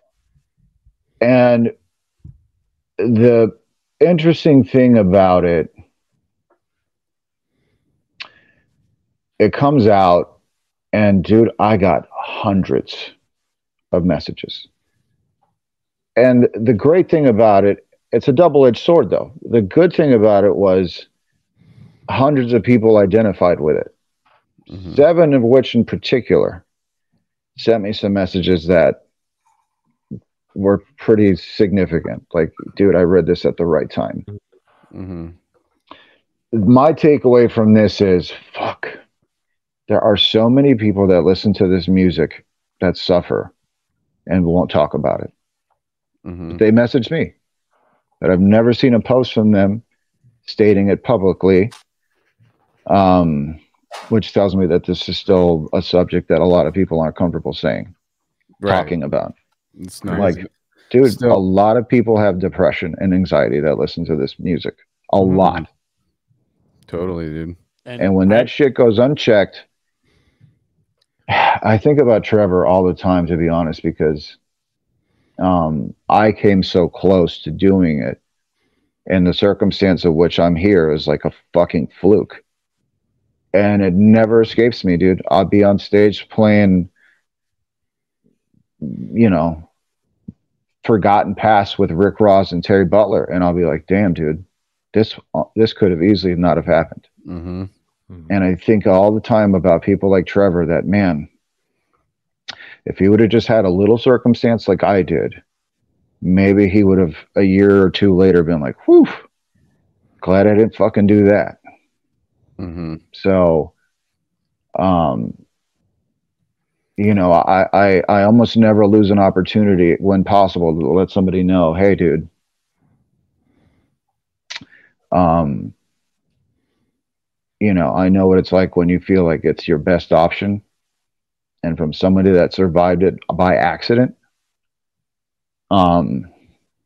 it's usually a wrong decision. Right. I mean, if you're terminal cancer, some disease is going to eat your face off, I totally get it. But most things with some hard work and therapy and being honest with yourself, you know, there's a way out and there's a way back. And, you know, I just got married recently. Congratulations. And thanks, man. Like I'm allowing good things into my life now. Totally, dude. And, you know, I saw your pics from Disney World. Yeah. Happiest place on earth, goddammit. Hell yeah. But, you know, and I come from some bad shit, man. Like some bad shit happened to me. And, you know, you just got to deal with it, man. And there's ways to deal with it. And if you put in the effort, you know, there's no cure. No one's ever going to say, hey, that Gus guy is a fucking ball of sunshine. But, dude, you know what I mean? Like, I'm alive. I'm grateful. And, you know, it almost wasn't the case for something that, you know, didn't have to be a permanent solution. So, well, fucking rest in peace, Trevor, man. Talking to us right now, dude. With you know all of that, and I read the article one of the couple first days it came out. So yeah, I was somebody who was touched by it. Glad that you wrote it. It meant a lot to me. So thanks, man. Again, I haven't been on tour since the pandemic and since I wrote it, but since I started touring again, not as often as people want to talk to me about Sean, but every once in a while I come across somebody that are like, hey man, I'm glad I read that fucking article. And I'm like, they don't even have to say anything else beyond that. And I'm just like, okay, yeah. We know, we understand each other. Mm-hmm. And that's wonderful. I just wish more people would be honest and open about it. That's because then the stigma would go away. Yeah. The obituary and deicide shirts in public, you like, we know.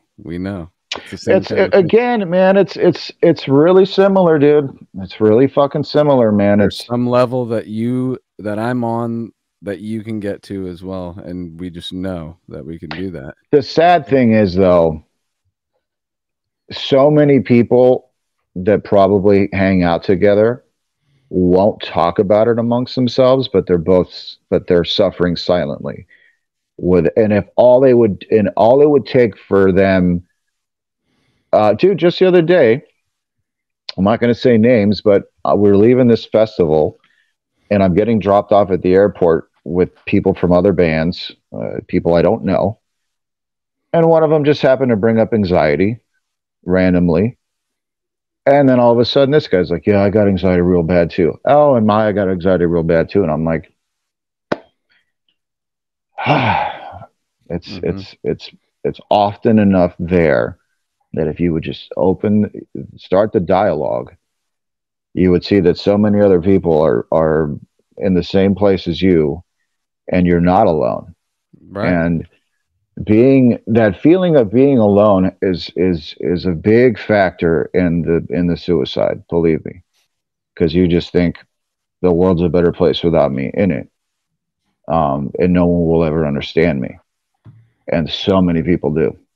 And just talk. It's so not true for pretty much every case. I'm sure there's somebody that wants that person still there. But yeah, you're talking about not being able to talk about it. That's the thing too, is like, I'm fortunate enough to have a support system where I have enough people where I feel I can discuss certain things. Like I just opened up to Casey about something I could have totally kept to myself and just, you know, but I wanted to talk to somebody about it, and Casey was right there for me. Me and him talked it out, and I was on to fucking with vocals like 5 minutes later, and we were having a great time. You know, so the point is talking about it made you feel better, right? Yes, it did. Most definitely did. And in that conversation, you know, he's like, here's an example of where I was. That same thing happened, you know, and I was just like, there it is. Okay, I know I'm just talking to somebody who's also made the same whatever mistake or whatever I'm talking about. Now Anthony is a young buck, so I had to, like, you know, chime in. Young buck. I'm only is it even 2 years difference between us? I don't know. Well, once you turn 40, you'll understand. You know? I mean, you know, it's just all about being open. And I think the most important thing is to be honest with yourself. There's a line in one of the Hatebreed songs on their last record that, dude, it struck me like a fucking hammer in my face when I first heard it. And it's, truth is hard to stomach when you feed yourself lies. And really that means that, like, if you are honest with yourself, completely honest with yourself, eventually the really ugly truths become less. And I mean, they're still always going to be ugly, but they'll just hit you so much softer because you're like, oh yeah, that's right. I know that. That's sucks, but I know that. So I've moved on from it. It's fine. Not my fault. Fuck it. And, you know, a good buddy of mine right now is going through some shit and probably going to get way worse. And I was honest with him. I was like, dude, you're gonna have to deal with some bad shit, but I think you'll be fine. You know, I was literally a worst case scenario. I had to have my gun confiscated because even though the day I didn't do it was an accident, I was gonna do it. So I was like bad. And here I am today, fucking, you know, playing drums with goddamn Terry Butler and Rick Ross and married happily. You know, it's like a world away from that guy. Right. And that understanding that you can be a different person as you progress and change things, even like physical health too, that can also help you in the mental side a little bit. I know other things can be, you know, it can't, some things have to be treated and all these kinds of things. I understand that, but just like getting your physical self together makes you. Well, I think, you know, I'm a big proponent, which again, is like taboo, but dude, therapy is fucking rad. Right. Find a good therapist that you have a rapport with, you feel comfortable with, man. And dealing with things like when I start therapy, man, my therapist is like, hey, how do you feel? I go, well, I started thinking about this the other day and I think this is pretty fucked up. Like, I run into that burning building. Like, I'm not going to sugarcoat shit. I don't want to lie to myself. I want to know why I'm thinking these things so I can deal with it and overcome and move on with my life, you know, because I don't want to be fucking dead. Totally. Dude, the other day, this is funny, but this is totally true. On my way home from Europe, super bad turbulence, and I fucking freaked out. I was like, what the fuck? And then when the plane finally landed, it was almost like I had a little meeting with myself, and I was like, you got scared of dying, motherfucker. I was like, holy shit, you're right, dude. I did get afraid of fucking the plane going down. And it was like, remember how you wanted to kill yourself? Now you're fucking afraid of this shit. Yeah. We've made some significant progress, right? And I was like, okay, yeah, I see your point, bro. Totally sick, dude. I love that. That's positive outlook. That's realizing that you're naturally moving in the right direction again. You know, you found reason, raison d'être, or multiple reasons to live, you know? So, I mean, you know, and that was like the real life, no bullshit, like turbulence fucking happened. I was like, what the fuck? It was gnarly as shit. I landed and I was like, motherfucker, look at that. You're having fun. You're having fun again. You don't want it to stop. I was in a flight years ago that was landing in Denver, and it was like tornadoes all in Denver. Like when you flew in there, you could see like funnels and shit, and it was crazy. And the plane was like dropping. Like, so well, what's interesting is, and sadly, the interesting part of the story, it's you now that you say that. Yeah. Remember the tornado that blew the fucking roof off of that Morbid gig? Yeah. I was flying into Chicago as that happened. Fuck, really? So it was that tornado that made the plane fly all around Chicago in fucking turbulence. And then we had to land in Denver, emergency, because we literally ran out of fuel. Wow. Missed the flight, like all kinds of shit, dude. I bitched about it online. And then afterwards, I realized what happened. I was like, oh my God, I'm being such a fucking, my flight was delayed or whatever. And here, meanwhile, people fucking lost their lives. But I remember that night in the hotel, because I had to fly out the next day. I was laying in that bed and I was like, man, we were afraid of dying, motherfucker. Look at that shit. And yeah, man, fucking tornadoes, dude. The turbulence was fucked up. I was like, we're going to die, dude. That's crazy, dude. Yeah, turbulence does suck when you're on a plane, dude. But Oh, I've never had it like fucking super worse. violent. I think landing in Vegas sucks when it's super hot and the heat's pushing the plane up while it's trying to land. It's constant, dude. You're landing sideways and shit into. Yeah. I fucking hate it, man. It sucks. But And like, I mean, I will say, it's funny. I talk about this with my therapist because I told her about it. And I was like, I got to tell you, I'm a little uncomfortable because I don't feel invincible anymore. Because when you don't care if you're alive or dead, bro, it's just kind of like you're a superhero at that point. You're like, oh, I don't give a fuck. Mhm. And all of a sudden you do give a fuck. And it's like, this is a little fucking scary for me right now because this is new to me. Mhm. And I don't really know that I like being afraid of death. It was a much easier existence, and again, it's just, this is like a part of my journey that I'm on, and I have to just work through it. Right. Well, dude, I'm fucking glad that again you've gotten to that point, dude, because positivity is going to help you get back on the throne with a vengeance, and you're gonna fucking, I think you're going, I have a feeling there's like this fire starting in you that this one's gonna be like a comeback record for you. You really want to fucking put some real Gus Rios stamp on some shit, and obviously tribute to your friend. And dude, when it really comes from the heart, dude, I think that's when greatness happens, dude. So that's why I'm so excited about this, Yeah, it's funny. I kind of yelled at Matt because he's doing like these fucking one tour after another. I was like, hey man, get your fucking shit together and write some good gruesome shit, motherfucker.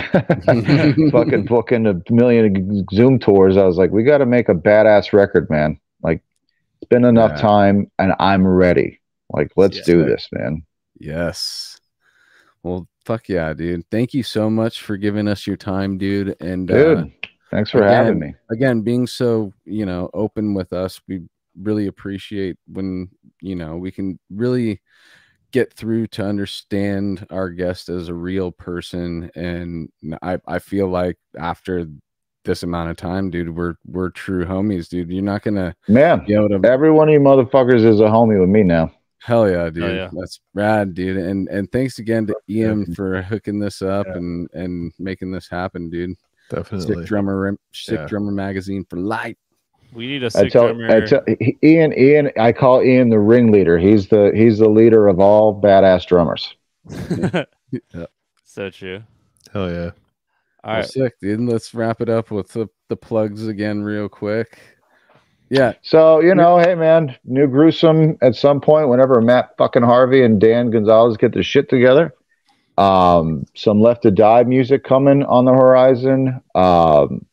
New Kill Division EP is up for pre-order now through Redefining Darkness Records, grindcore, with fucking Dirk Verburen and Kyle Simons on vocals. And actually this Sunday, I'm getting together with Phil Hall from Municipal Waste to do a Slayer tribute band called Rain of Blood. So, plenty of shit going on. Nice, dude. Nice. It's exciting. And for us, the usual guys. Well, actually, let's start it. I always need to tell. I always act like I'm just talking to the same people. But if there's new listeners, dude, you want to be live with us. It's every Thursday night on twitch.tv/Cali Death Podcast. If not, it's uploaded on the YouTube.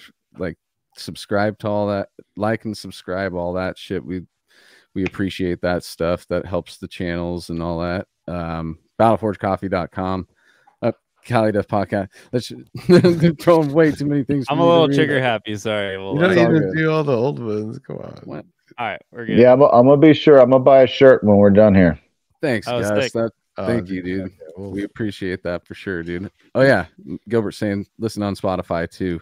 Hey man, you guys should have that guy Dan Goldworthy do some graphics for you. That guy fucking rules. Okay. All right, we'll check him out, dude. Yeah. He did the Left to Die shirt. He did the pull the plug patches graphics, like their main character guy. Like, fucking dude's badass. Joseph, Fuck throw yeah. that up for Gus one more time so you can see the shirt. Did you throw it back? This is Triple Sace Designs. Oh worked yeah, with my them. homie Mark. Good man, Yeah, good dude. stuff. Shout out, Oh, yeah. Mark. Yep. Nice. But cool, dude. Yeah, I had a blast tonight. Did you guys mention the ticket giveaway at the? We did in the outset? beginning. Okay. But yeah, we'll mention it again. Should we keep that open like one more week? We need to kind of make sure someone gets a ticket with enough time to plan to go and everything. Right. Let's keep it open for one more week and say we'll close it at the end of next week or something. Okay. All right. So go to Where you guys- calideath.com, submit the form, get your ticket, or get your chance to win a ticket to Chicago Domination Fest. Yeah. All 3 All right. days, right? In Chicago? In I'm guessing. Chicago. And If you can all go right. to Chicago, yes. and and then the tours, Archaic tour, real quick. Your tour, Last Lucy tour. Last Lucy tour, June 1st through June 16th, Eastern United States. Archaic started tonight. That's why Joel is not here, and we'll finish in Sacramento in like 2 weeks. Yeah. Let's Cool, guys. sign off. Outro video. Ready? Rock on. Have a good week or weekend, and we'll see you next week. See ya. Thanks, guys.